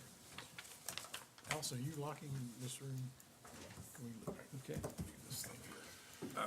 World of less than $750, $500 range is what I'm looking at. fund a limited number of new positions, and I won't go, there's later time for what those are. We're maintaining the board's adopted policy of the baseline year of FY 15, being the baseline year for capital. And so you are maintaining the amount of money that you're committing to, for replacement capital as well as new capital items. And you, the CIP, year one of the CIP that you all adopted is reflected as the capital budget with no changes for FY 17. I am proposing a total of $567,000 for school capital projects, as well as $311,000 additional dollars for one-time capital needs that will be presented later. This last bullet point is something that is a prospective. There are no dollars tied to this in this year's budget. But we have a public safety telecommunications, a radio system project. We have a consolidated public safety facility and a fiber optics network project that has the hope out of potentially solving the last mile broadband problem for the county. These projects are getting underway, and they will, underscore, will have significant impacts for the FY 18 budget and beyond. There may be some impacts next year, but if we're, using our available funds in the capital projects funds, we may be able to absorb some of those as cash outlays in next year. But this time next year, we will hopefully have a financing plan that you all will have vetted and have gotten comfortable with to undertake these projects. Will we run that through the capital budget process? Yes, sir, through the CIP process. But I'm also, and as you all well know, those resources that are going to take those projects will be in competition for dollars that would otherwise go for schools, for public safety, and so forth. But we're in one of those situations, gentlemen, where the public safety is a core service of the county. Economic development and job creation is an investment that we make in order to provide the revenues for public safety and for schools. And so we're going to have to make some tough choices for the next several years on getting these projects off the ground, because I think there's been a meeting of the minds of the 5 board members that these 3 projects are to go forward. The next is just the historic service use of the fund balance. 2 data points. We are structurally balanced. We were in FY 15. 16 was the result of and the notes down here was the tax increase and the unanticipated revenues. The 311 is reflected in the fund balance expenditure that I'm proposing for the schools. The next slide is just a graphic representation of that. Last slide before I turn it over to Glenda, this next one I pitch it to you. This is, I think, a really good slide to give everybody focus of where your priorities are and where most local governments, like Orange County's priorities are, education and public safety. So it tells you how we've been able to, I think, responsibly manage our affairs on behalf of the taxpayers this year and in years past, and also going forward. So with that, that was kind of a very high-level policy-driven presentation, part of it, and I'll give it to Glenda as to we drill down. Okay, this next section is just an overview of the entire proposed budget for FY 17. This first slide shows the consolidated budget, which just means that transfers have been netted out of each fund so that we're not double counting expenditures in the general fund and then whatever fund that they're actually going to be spent from, such as the general fund budget is truly about $58 million.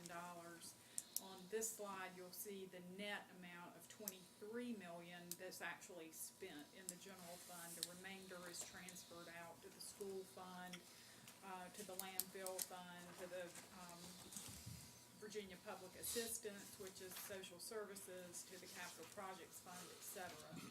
And you see that our consolidated budget is just a little over $99 million. This slide compares the 2017 proposed consolidated budget with the 2016 adopted consolidated budget. You can see that county operations are up by 1.5%, school operations by 3.1, capital by 7.86, and debt service is down just a hair by 0.44. But the overall consolidated budget is up by 2.5%. Gentlemen, the next slide is something that we provided to you in an Excel spreadsheet. This is a technique that we've been refining over the last several years. It's called the budget balancer. I guess we haven't come up with another name for it. But it really is a live spreadsheet that you could use, and any numbers you change in there gets increases or decreases to balance the budget. Let me draw your attention to several things. The far right side of it, the ledger, is what 1 cent on the real estate, personal property, business personal property, aircraft personal property generates in revenue. To give you an idea, 1 cent on the real estate rate will generate about $372,000. 1 cent on the aircraft personal property generates $319. To give you perspective. And those are the ones that you can set the rates on. Everything else is either fixed or is a fee, and you can get into some of those conversations. On the far left-hand side of the column are actually the revenues that we are projecting for next year, and that includes the appropriated fund balance of $311 for the schools. To give you perspective, we had it was over $1 million last year in revenue. Brian, when you said those are the ones you can fix, you're talking about all the ones on that ledger, right? Yes, above. In that little area that's broken out on the right? Yes, sir. Those are the ones. Those are the rates that you. Those are the ones, okay. Yes, sir. Yes, sir. To give you perspective, last year we were over $1 million in revenue, new organic revenue that was able to be used. This year we're at 659,000, right? That's Right. my number. $659,058. So if you square what the requests are with 659,000, you'll see on the next page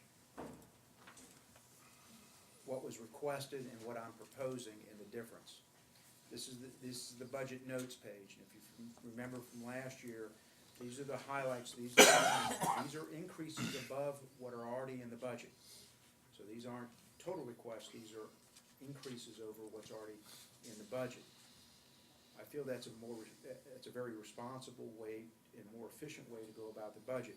Certainly, you all can go, and we can go line item by line item and look at the total cost of each one of these line items. But if we, as a settled matter, what was budgeted last year was agreed upon, and relying on outlining changes. I mean, we can drill down. Looking at some of these increases year over year helps better frame, I think, and makes a more efficient budget process.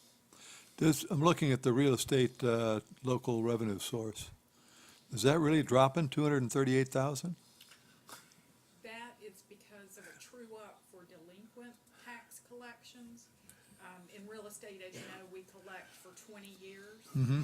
And because we're doing a better job in collecting earlier in the process, I had to adjust my prior year collection, so that's really a true-up. Yeah, part of, Glenda had to explain it to me 4 times before I finally. I'll need at least 3 more. Well, this is not the actual money that's coming in this year. This is all of the money that comes in on real estate. And we've gotten better at collecting taxes each year, so we don't have as much that's delinquent. So we're lowering the amount of money we think we're gonna get from delinquent taxes. From last year's. Yeah, or Right. 10 Or years, previous. even 10 years ago, yeah. Right. Or So even- because there's not as much delinquent tax money coming in, that's why we've adjusted Gotcha. it down. I only did it 2 times, Well, but you explained it. Yeah, but it's I more- knew where you were coming from, so. Yeah. I had the same question, but in the line item called miscellaneous, that 185,000, there's actually an adjustment in that line that gets back some of that 238, gets back 221 of the 238. So it really is it's a circle that Right. you're going through. It's taken away on the real estate line, but added back on the miscellaneous line. Okay, So, thanks, Mark. I had a question. There's a double asterisk on the state categorical aid, but there's not a footnote. Is there a footnote that applies to that item? Categorical aid. And there's double asterisk. I'm still, the double asterisk that's there certainly doesn't apply, but I think that is from, last year, and So there's it no does not footnote. apply to that. Okay, okay, I just, Apologize, Yeah, No, we no, no, I didn't just- catch that one. well, you look at something long enough and well, it was a big number increase, that's what caught my eye. So- Right, right. okay, moving over. Well,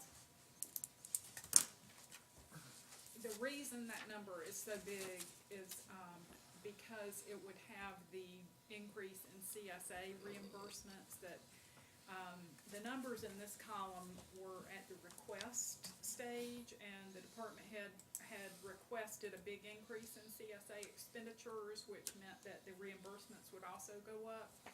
So in our final budget, that number would come down. It will not be as much.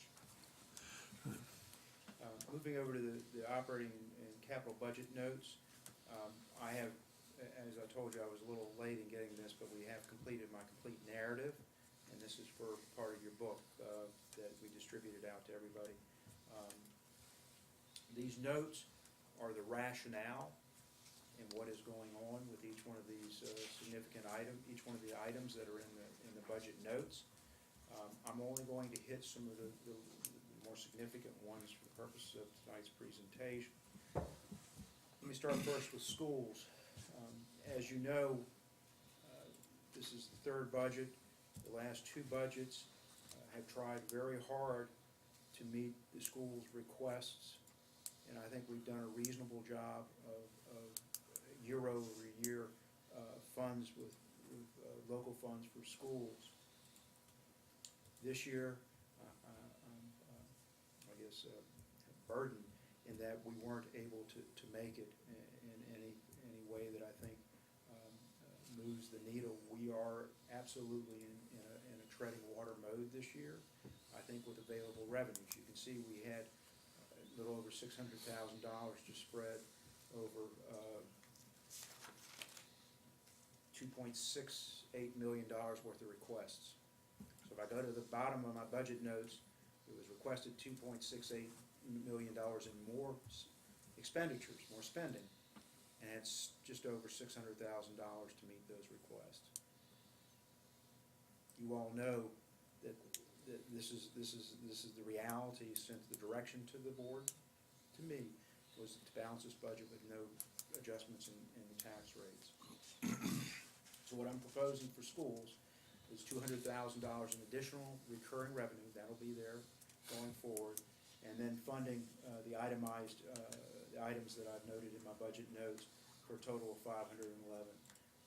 Want to stress that the $311 for the capital are one time. These are to take care of these items for 1 year, and that's not going to be there for that purpose in following years. I've also noted how, as we understand it, the no loss in the compensation funding from the state. I've included in the back of your budget notes. I thought I did. The Department of Education sheets that give you all the detail on that. Next item is social services. As you know, we're going with Ms. Middleton's arrival in August of last year. We've been going through a transition. We have changed the governance of the department to where I'm the supervisor of Ms. Middleton, and by extension the department. One of the things that we've worked, and she has worked absolutely hard on, was to try to maximize our reimbursement for personnel expenses from the state and federal government. As you know, we weren't maximizing our revenues and hadn't been for quite some time. These are federal program and state program dollars that reimburse the hourly rates for the employees that administer certain programs, whether it's foster care, protective services, benefits, eligibility, and such. Pleased to report to you that we're starting to see our reimbursements. They're into now the 6 figures. And so we see that tracking up. What Ms. Middleton and I have agreed to do, and hopefully you all will support this, is she is not seeking any additional local dollars for next year's budget, because we know as the state and federal reimbursements ramp up, our local dollars have been used for those expenditures. So we know there's additional local dollars in the social services budget that are going to be relieved, so to speak, be offset by state and federal reimbursements. Our plan is to get to a trend, understand how that is, particularly at the end of the year and then going into the next fiscal year, and then come to you all with a report on what those dollars are, how much local dollars have been relieved from the state or that are available for perhaps other uses within the department. I don't want to get too far ahead because we don't know what kind of dollars are, but it's absolutely trending in the right direction. So I'm pleased with that. Plus, there's been a long lack of investment in capital items for those, for that area. Yes, sir. Thank you, Mr. Frame. Mr. Frame serves on the board, Social Services Advisory Board, and we were noting yesterday, we're now buying PCs, a new phone system, new bulletproof glass for the waiting area, rekeyed all the doors. So a lot of things that have been deferred or not done, it's making for a much better environment over there. Juvenile Detention Center and the jail, things are pretty stabilized. I will joke the juvenile detention, there's been a high retention problem. Salaries were higher just to the north, particularly in Prince William County. And so a lot of the critical staff that counsels the juveniles that are in detention were leaving. And so the market wages were way below market. There was an adjustment. So that's why it was requested at that and went up by 10,000, because the commission, which I serve on, made a decision to increase the wages from the time the original request came in. I won't go to any of these other ones other than to point out the Lee Industrial Park stormwater pond. That wasn't in there. That's a capital item. We banked $50,000, but we feel that rehabilitation, the cost to cure out there, some of the maintenance problems that we're coming to find out will be more, but it's not an operating expense, and that's why that was reduced. On the new positions, I'm only recommending 3 new positions. One has been identified in 2 studies in the strategic plan as a fire EMS training captain that will also be responsible for volunteer recruitment and retention. We reprogrammed a part-time position, so that's why it's less than requested, but there's sufficient funds in this budget to hire that position. And also a IT technician that was identified in the critical assessment that you all heard here within the last month. Child care director is a new position, but that's a fee-based. That's before and after school child care that the Office on Youth runs, but that's fee-based, and that's off the general fund. And the part-time building official, we're getting a part-time office assistant. We couldn't find a part-time building official that had been programmed in the budget, and the building official felt that an assistant would allow for better retail counter service, and so that's what we're funding. Next, I've spoken about the market wage adjustment, group health insurance. Pleased to report to you gentlemen that this year it's 7.3%. Glenda will show some real detail that you all set up with the self-insurance fund is absolutely working the way I think everybody expected. In fact, it's exceeding. I think the initial savings, initial year was 511, or just over $500,000. Based on audits and actuals, we're now in the $1.2 million savings. It's 2.5 times, roughly, what was expected. We made a number of, Virginia Retirement's contribution has gone down, the actuarials have gone down. That's on the general government side. On the school side, it went up about the equal amount. And those are local dollars. A lot of, some adjustments in personnel reclassification. These are explained in my notes. On external entities, these are requests above what are already being funded. So let me be real clear. This is not cutting these these external entities. Some of these are contracted services. Community Service Board provide mental health services. Rappahannock Rapidan Regional Commission was a dues increase, 2-year dues increase. This is year 2. And the last thing is the Orange Workforce Development Center. You all worked with Rappahannock Goodwill Industries to assume the operation of that. They assumed the total cost of operating that facility for this year's trial. I think the numbers and monthly reports show you that they are becoming a workforce development asset for the county. And so the proposed plan, because if it was okay, the board agreed to consider funding going forward, is that next year we will provide $9,500 as half of our local share, and then in year 2 would be the other half for a total of $19,000. Comprehensive Services Act, Glenda mentioned that earlier. Based on the cases, the special needs and residential placements, Alicia was looking for about $230,000 more. This is a $2 million venture with state and local dollars in there. Glenda and I went and analyzed the past year-over-year trends, and really were comfortable that there were sufficient dollars in that line item. In working with the director, we've adjusted it down to just keeping it level funding. We feel that's sufficient. But as you all know, we owe what we owe, so if we have placements that then exceed available revenues, there has to be a supplemental appropriation. It's not a discretionary expenditure. Capital projects, these are some details that are certainly in our notes, but that takes care of my budget notes. This last one is included what Dr. Tanner had presented to you all 2 weeks ago. What were the priorities? And essentially took everything below the Blue Ridge Governor School. That's what we were doing as the one-time appropriation from our reserves. And with that, I'll turn it over to Glenda to run through the general fund.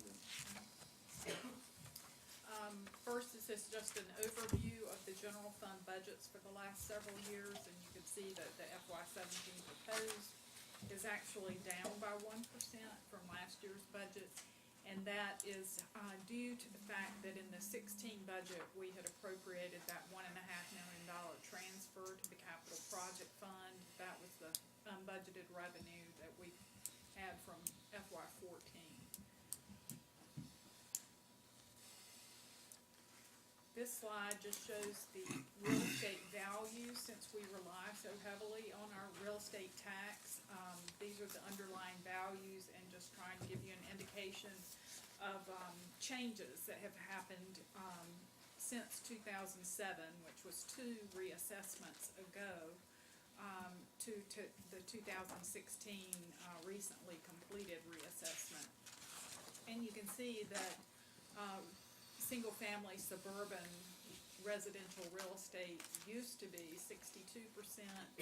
Today, it's 60% of the values, and that's actually been picked up in the commercial category. So we've gone from 5% in 2007 to 7% in 2016. That's a leading indicator of economic development, as you all know. And turning from values to the tax it actually generates, these are the tax levies by type for real estate. Again, comparing 2007 to 2016, showing you that the commercial category here has gone from producing 6% of the total real estate levy to 7% today. And ag has gone from 15% to 14%, while residential real estate has stayed the same. This next slide is a benchmark that we've used, and it's included in the board's adopted financial policies. Can I step back? When you say values of real estate, we're talking about the total assessed value, not the revenue. The revenue is the second one. That's right. Got it, okay.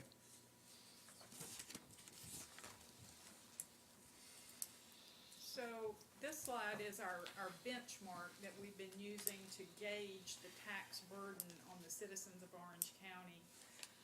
And it seems that historically, at least since about 2010, we've been running at between 20 and 25%. When you look at the percentage of residential real estate revenue to the consolidated budget. So this is the portion of the consolidated budget that real estate revenue really supports. And as you can see, for FY17, it's projected to actually go down a little bit. This slide shows you the value of 1 penny on the tax rate for each of the different types, classes of property that we tax. And just comparing it from 2007 again to 2016. Again, 2007 values were so much more than they even are now, before the recession and the real estate market crashed. These are our tax rates, and there's been no change here between the last year and the current year, except for the aircraft, and we are proposing to take that from 70 cents per hundred down to 0. The estimated revenue from the 2016 estimated property values is shown on this slide. You can see that real estate would generate 28 million. Personal property, which is really the area of the most growth recently, is 6.8 million. Down to the total for all categories at 38 million. And you can see that we've zeroed out the aircraft. This next slide just shows the actual new revenue in the general fund. And as I was saying earlier, you can see that it was really only $659,000. There was another 160 on the revenue reimbursements for CSA that were originally in the budget that are not in the recommended budget. We also had a reduction in our transfers into the general fund. For 16, we had a $26,000 transfer in. That was for the operations of the Board of Equalization. And that was money that had been accumulated in the Capital Project Fund and then was transferred to the general fund for their activities this year. We also have the one-time use of appropriated fund balance for the school CIP of $311,000, bringing you to that total of 1.1 that you also see on the budget balancer sheet. These are all the general fund sources just summarized. Local revenues up by 1.2, state revenues only up by 0.4. Federal is actually up by 421%, but it's a real small number. What led to that? $10,000, but that is because the Outdoor Foundation bought a piece of property and it put it into the payment in lieu of property taxes program. Okay. So we got an increase last year and that should continue.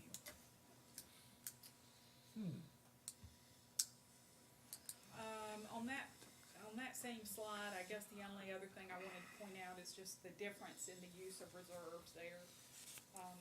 And I've tried to break that out because it does tend to skew the numbers. But in total, the sources and expenditures are down by $595,000 or 1% in the general fund. This is just a graphical representation of the general fund revenue sources and shows you just how reliant we are on property taxes at 68% of the total sources. This, of course, is not just real estate, it's all types of property taxes. The next slide shows you a little more breakdown of the different types of revenue in the general fund. And, again, you can see that reduction in the real estate, which represents, prior year, delinquent tax collections, not current year. You can also see the personal property, the increase there at 467,000, so that really has been the area that we've been doing the best. Looking further down the list, you can see other local taxes are up by 2%, that includes like sales tax. But recordation tax has also been doing pretty well too. And down in the miscellaneous category, that's where we're budgeting, for the surplus revenues that we receive from, the property sales, from delinquent real estate tax. So we have budgeted, at least a portion of what we expect to receive next year for that. Say again, you said that 1.5 million use of, no, what was the other one? You said that the real estate, or the sales tax, Right, that was in which line? that's in other local taxes, it's about Okay. halfway down, not quite All halfway right. down. Okay. That total category is up by 110,000. Yeah, both sales and meals taxes were up, if I recall, right? Right, right. These are areas where there are actually increases in general fund revenue. So again, personal property taxes is the largest. Miscellaneous revenue second to the largest, with the 185. Other types of property tax and penalties and interest are up by 115. Building permits were up. We were able to increase the revenue there by 40,000. Shared reimbursements are the reimbursements from the comp board. We were able to increase that some. So the total of these increases in our revenue categories is $1,070,953. But that has to be offset by the ones that went down, where our estimates went down. So these are those areas where our estimates were lower. The delinquent real estate taxes, communications tax, that hasn't been doing as well. Interest on bank loans, of course, is still, pretty dismal. The airplane, property tax, merchant's capital, machinery and tools, all we're estimating, declines in those areas, for a total of 411,895.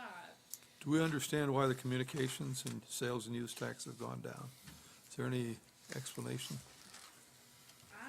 other than just it has? Well, I have been wondering that too. You know, that is the tax that where they wiped out the local tax, maybe 4 or 5 years ago, and then put in the state sales and use communications tax. And it was supposed to be at least as much as we have been receiving, and for the first couple of years, it was doing well, but I've noticed that the last 2 years, seems like there's a trend that it's dropping off, so, I need to find out more about that. Right Is now, it- I do not. Percentage, right? It's a percentage of your bill. Right, And I think because of competition and because cell phones become commoditized, the actual cost of having a cell phone Okay. has gone down. by All right, so this is not a General Assembly action that is paring back our, Well, I think the outcome of what they did by making it a percentage rather than a fixed fee, you know, like all telecommunications, the price is going down, so we're suffering that. this next slide just shows you the net effect of all that, the revenues that went up being $1 million, the ones that went down being 400, for the net change of 659,000. And then the other changes in other sources, they're not true revenues, bringing us back again to the 595. This slide shows, non-local revenue sources, which are mainly state, revenue sources and just that little bit of federal. The compensation board funding is first column, then that communications tax. These are budget numbers, so you can see for FY '16, we had estimated $1.5 million. I don't think we're gonna get there. So that's been, adjusted back to a lower number for FY '17. You can see that for Comprehensive Services Act, we are keeping that estimate the same for 2017. Personal property tax relief has been the same number for a long time. And then other state revenue hasn't Yeah, changed. no, it hasn't changed, but at some point in time, the General Assembly is going to do away with that. That's $1 billion that they give local governments. And at some point, that'll go away, and we'll be left with that hole in our budget. Will that be a hole in the budget, or is it just a change to the tax bill? In other words, right now, we have a given tax rate on it. And the amount that we tax it is actually reduced by various fractions of this 2.7 million. Yes, sir, if you keep the tax levy the same, people will see their taxes going up. It's been, I mean, the way to keep it personal, neutral is you the drop it. relief has been going down year after year. I mean, it's just slowly going down because the total amount of tax is going up, the number of cars going up, the value of cars are going up, so that this covers a smaller and smaller portion. What percentage of it's now? About 35%? Figures each year. I think that's about it. I think that's Yeah, I Yeah. think that sounds. Somewhere about 35% is covered by that. But that's a real dollar flowing into the budget. It's a real dollar if we drop the tax rate If you equalize it. to equalize that. If you don't, then people will take notice. Yeah, we can blame it on the state. Yes, sir. But I wanted to draw attention that there seems to be more and more conversations. Times are relatively good at the state level on revenues. But when times were bad and getting a little bit better, they said, you know, there's $1 billion way we can balance our state budget. Okay, I like blaming it on the state. Yes, sir. This next one is just, the graphical representation of that same information. And you can see the blip there in the red, which was the governor's opportunity grant of $540,000 for green that we received in FY '14.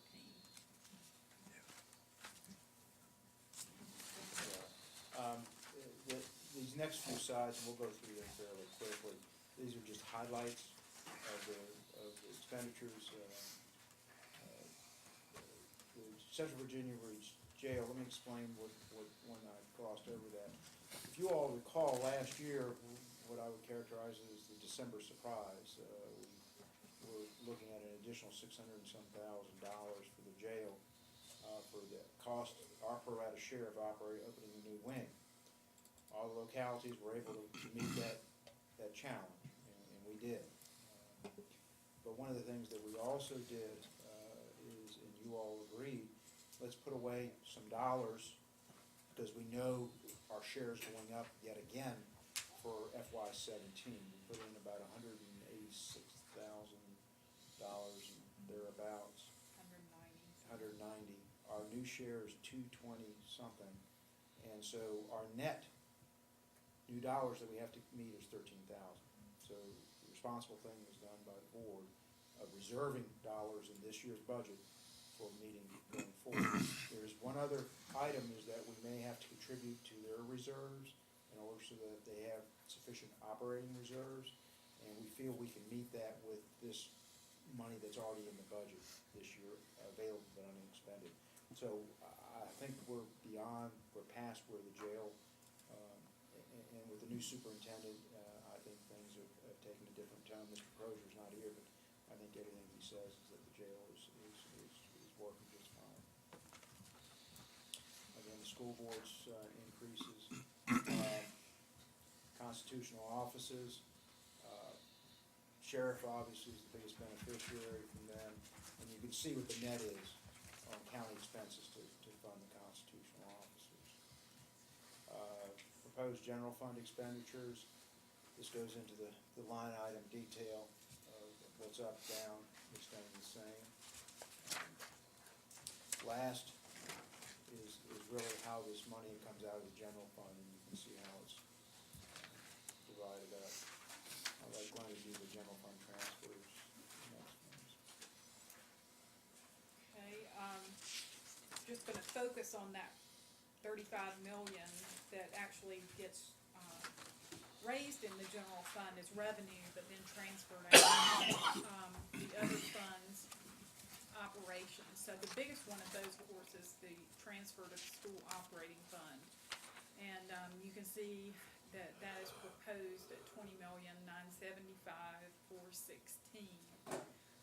Keeping social services the same, to the county capital projects fund. Now, in this presentation and in the, in our accounting system, we have split our funding for school capital into a separate school capital project fund. So when you're comparing, the amount that's shown there, the 3.3 million includes 567 in that prior year that was actually for the schools. Let me, as you all know, the liaison committee between the school board and the board of supervisors on capital projects, it talked about this. Dr. Tanner, Brian, Glenda, and myself have moved this year to start working on capital projects. The committee is going to reconvene in April, May, and start working through the school's capital projects and trying to, I guess, work through on those, just as you all will on scrubbing ours to see what projects are viable, where there's consensus that they will happen, and those that may not.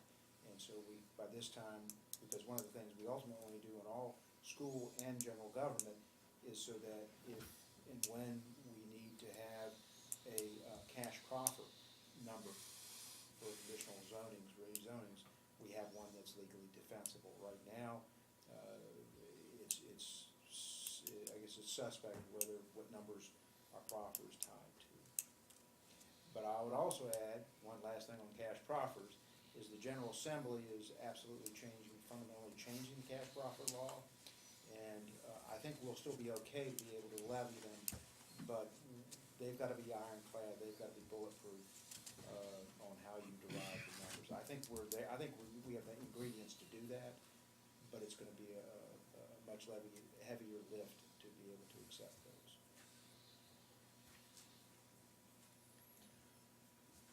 I just want to point out again on this slide that, the variance there for the capital projects fund, you really have to net the, 2 million with the 878,000 to get the clear picture because of that new fund.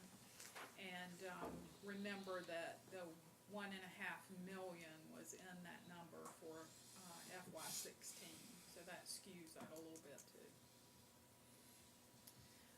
These are just graphs of the different transfers, so you can see the trend.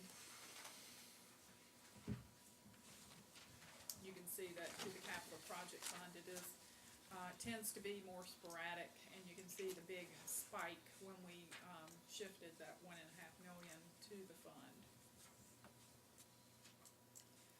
The school operating transfer remains the largest single item in this category at 59%, and the proposed budget does include the increase for operations of 200,000. It also includes the 567 and the 311 for one-time capital funding. And again, just reminding you that the 1.5 million is in all the numbers for FY16. This is the revised school funding for the current year. And you can see that it was a 2.7% overall change from the previous year. We have done carry forwards, which were approved in January, bringing our total revised appropriations to the 23.8 million. This is the request for 2007. Let me ask a question here. The 2.7 doesn't include the 311,000 for the one-time stuff.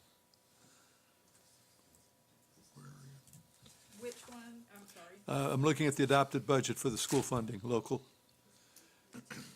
You got 21 million, an increase of 562,000.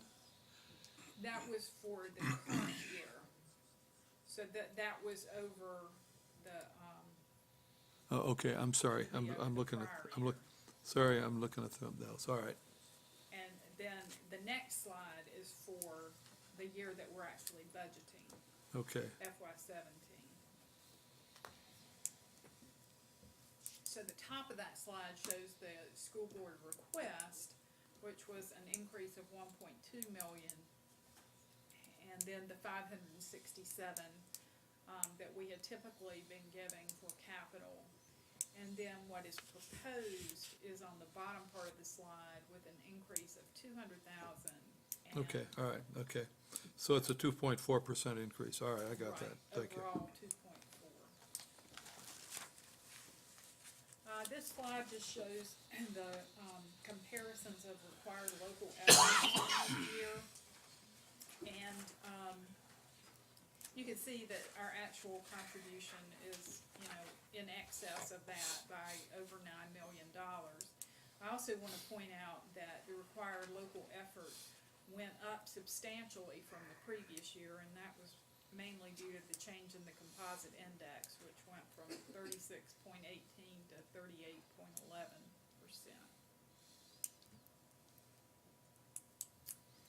This slide just shows you the history of our budgeted school funding for operations, capital, and debt service. FY13 included $800,000 in supplemental capital funding for the modulars and the science lab project. And then in FY17, it includes the $311,000 in supplemental capital funding. Again, we want to highlight the no-loss funds that are included in the state revenues for FY17 of $817,000. Unfortunately, in the governor's budget, there was no salary supplement included for FY17, but there was one for FY18. Now the House and Senate both have their own version, so we're in a holding pattern waiting to see what that will bring. Why don't we, we can go through some of this we've already stated on the external entities. We can flip through to maybe towards that last slide. There we go. This one? Yeah. Yeah, this one. All right. This just gives you the graphical representation. I think that's the numbers, we've hit some of the high points, but you can say we're certainly staying generally year to year on our funding of external entities. I draw a distinction, those are generally ones that provide some services by contract, like the Community Services Board, the jail. And then there are others like the James Madison Museum, Boys and Girls Clubs, and such. And we've got that as between voluntary and contractual. Thank you, I was making that other slide for both of them. Yeah. All right. Let me go through. Some of these are the way the numbers have been previously stated about salary increases and so forth. If you go to the next slide, this just shows you the roster of, on the general government side, what was requested and what's proposed on these positions. Really only 3 new full-time positions that are being proposed, and one of those is fee-based position. Next slide shows you how that personnel complement changes. I will note, and I didn't highlight before, the sheriff requested a 3rd animal control officer. That was pretty high up in the first few iterations of the budget that Glenda and I worked on. The sheriff showed documentation and shared that there were 3 animal control officers staffed prior to the recession. Recession and the reduction in forces that went countywide, that position was eliminated. The calls for service and the county's population still have, continue to increase, and he has two. What he shared is he just has a tough time with vacations, sick leave, training, being able to keep an animal control officer available for all shifts or preponderance of the business of the hours during the week, which means those calls are then handled by a road deputy, which then, you know how that all kind of works. So I think next year this will come back, and we may have to have a discussion about staffing up on that animal control officer. Next few slides just show you the schematics of how all these positions fit into the world. Fire, emergency, training captain, IT, And the changes are in red. and the changes are red. Thank you, Glenda.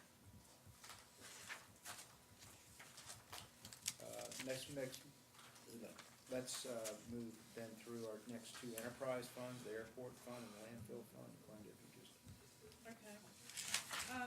In the airport fund, not too much of a change. There is a decrease in operations, and that's mainly due to, changes in the cost of fuel, both on the revenue and expense side, of course. But we have adjusted our estimates to bring both of those down. On the capital side of things, we had, pretty much halted the capital projects while the environmental assessment project was being done. So for FY16, there was no capital budgeted in the airport fund. For FY17, now that the environmental assessment is complete, we can begin the capital projects again. So that's where the $624,500 comes in. Only $24,000 of that is actually general fund dollars. The rest is state and federal revenue.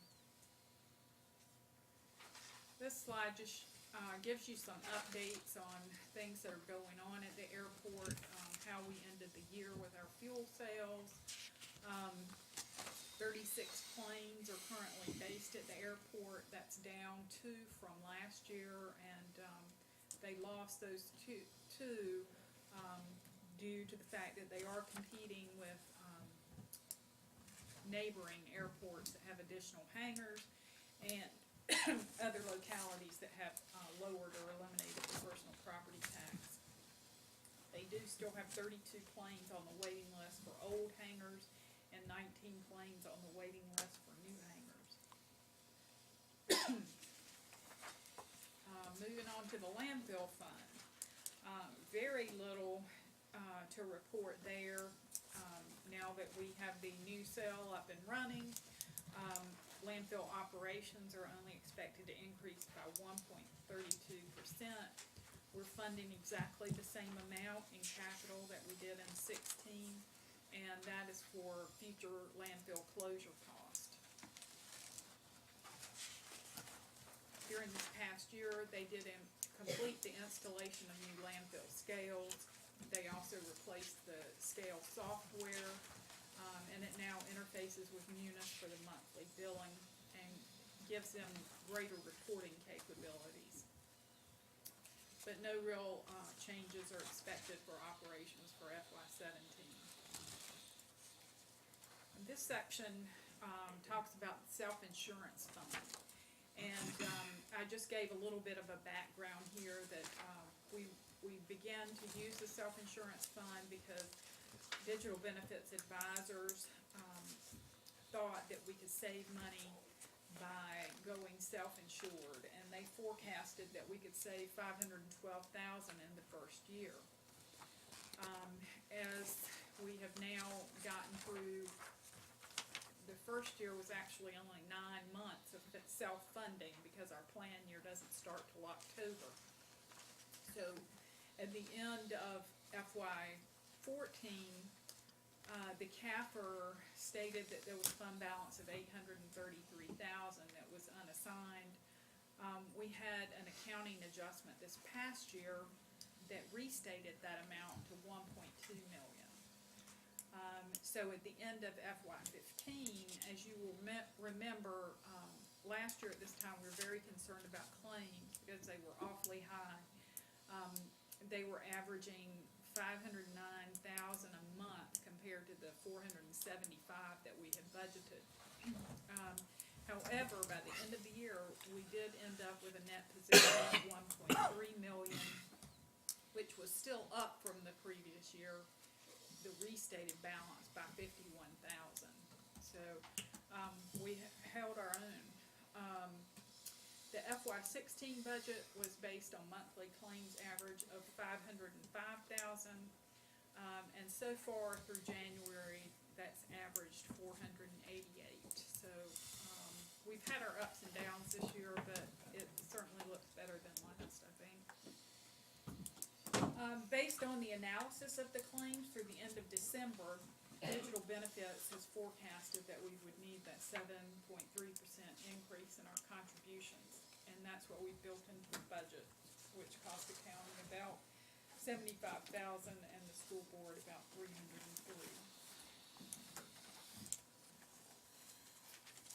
This just shows the different types of expenses that we have there in the health insurance fund. It does include dental, but you can see how large a percentage the claims are, and you can see by entity the administrative costs versus the claims. Why don't I run through the CIP? I'm going to do this kind of quickly because I think when you work on your CIP, the 5-year CIP, you get a good taste of what year one would be for the CIP. But if I can move to the slide on page 81, we still maintain all the policies. I mean, we're funding what was built in for the tax increase a couple of years ago to replace our equipment. Those replacements are occurring. We're buying ambulances. We're on a cycle to replace those ambulances on lease purchase. So all of that is working, I think, as the board intended. The next slide goes through how we keep going to the target of 9.9. That's debt service and cash expenditures, and that includes and we meet that, and that's how we go about it. I'm not going to go through any of these projects, these are all very familiar to you, but the takeaway is your capital budget, which is what you appropriate dollars to, is meeting your overall CIP for the first year. On the debt service, is there? I mean, this just gives you an idea of the trend of paying off the debt. The first chart shows you the outstanding debt by entity. That's the total debt owed at any point in time. The next one shows you the debt service payments by entity, so you can see that it's slowly going down. And the next really, sizable drop off is in fiscal '22. As a footnote, we're beginning our conversations with Davenport because we're going to have to take these projected expenses for the public safety and the fiber and all that, look at where our debt's declining, how things may be structured in order to take advantage of that reduced debt payment. How do we finance that given our current obligations? And I'm comfortable we'll come up with a plan. It's a plan that we'll have to go through a lot of work by the board to get comfortable with, but this is kind of what our obligations look like for the next 10 years. So, just 4 years difference between when we need it and when the money drops. the fiscal stability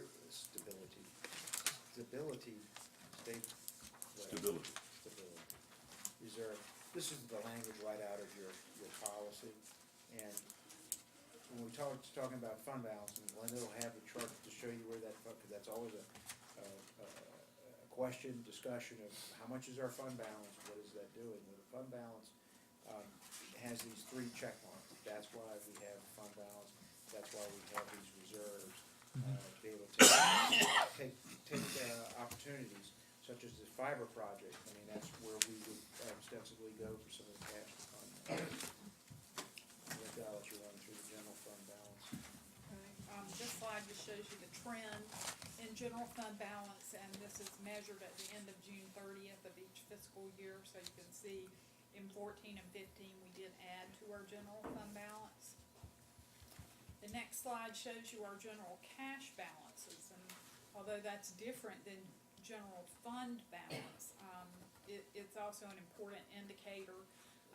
And the main point I wanted to make here is that, we really have to look at, these trends and how, low we are on cash, say in September and October of each year, when we talk about our fund balance, because we were measuring it at June 30th, but we really have our lowest point of cash on hand in September and October. So we have to have enough reserves to be able to ride that out and not have any hiccup with making, our payments on any of our obligations. This next slide shows the, status of the fund balance. And just in comparing it to the current budget, the unassigned general fund balance at this past June 30th was $20,658,000. As a percent of our current budget, that's 22.32%. I've shown you at the bottom there what 15% of that is, what an additional 3% is. And then we've had our supplemental appropriations that use fund balance in the form of carry forwards. So we've appropriated an additional 2.3 since the budget was adopted. In this recommended budget, we've proposed using another 311. So when all that is said and done, that would bring us to $1.3 million, still over and above all of those things. So in what we have called our excess fund balance, we would still have that available. And this slide just basically says those same things in words. The next slide shows you the forecast to the budget. We had originally forecasted that we would have a shortfall of just over $1 million, $1,090,000. When the request actually came in, our shortfall was $2,095,000. Forecast meaning when did revenue forecast back in December, we were forecasting increases, just regular year-over-year trends. We were 1.0 in the hole. Request came in double. So the bottom part of that chart shows you how we got from being $2 million short to a balanced budget. And all those are the changes that were made to bring us into structural balance. The next slides are just really, again, summaries, comparisons of the consolidated budget, the totals by entity and type again, and that pretty much concludes our presentation. Glenn and I certainly appreciate you all's time, school board, and Dr. Tanner's time tonight for this presentation. As I said when I started, we've had 2 years where we had some capacity and we were able to meet some priorities. This year was a year that we did the best that we could with what resources we had. Understanding that we did that, we also are looking at a significant capital project for the county coming up. And I think we're going to have to be realistic about what we can do this year, but understanding next year, we may be even in a tighter position for general government and school projects because of this large public safety, economic development, broadband project. So, but I'm confident we can get through it. We're all bright and resolved people. So with that, I'll be glad to take any questions. I'm going to, one other housekeeping matter. You all are scheduled for a work session next Tuesday at 7 p.m. And it's helped me. When do we have to have the tax rates set? March 8th for advertising purposes. Doesn't commit you to adopting anything. It gets us through, since this budget is balanced with no tax increase, and that becomes a fairly pro forma task. Stop. So there's a work session scheduled next Tuesday. At 7 p.m. Yes, sir. or you could take this up as a work session at your regular meeting on the 8th. But then you would also have to adopt it, or authorize the advertisement at that meeting, same meeting.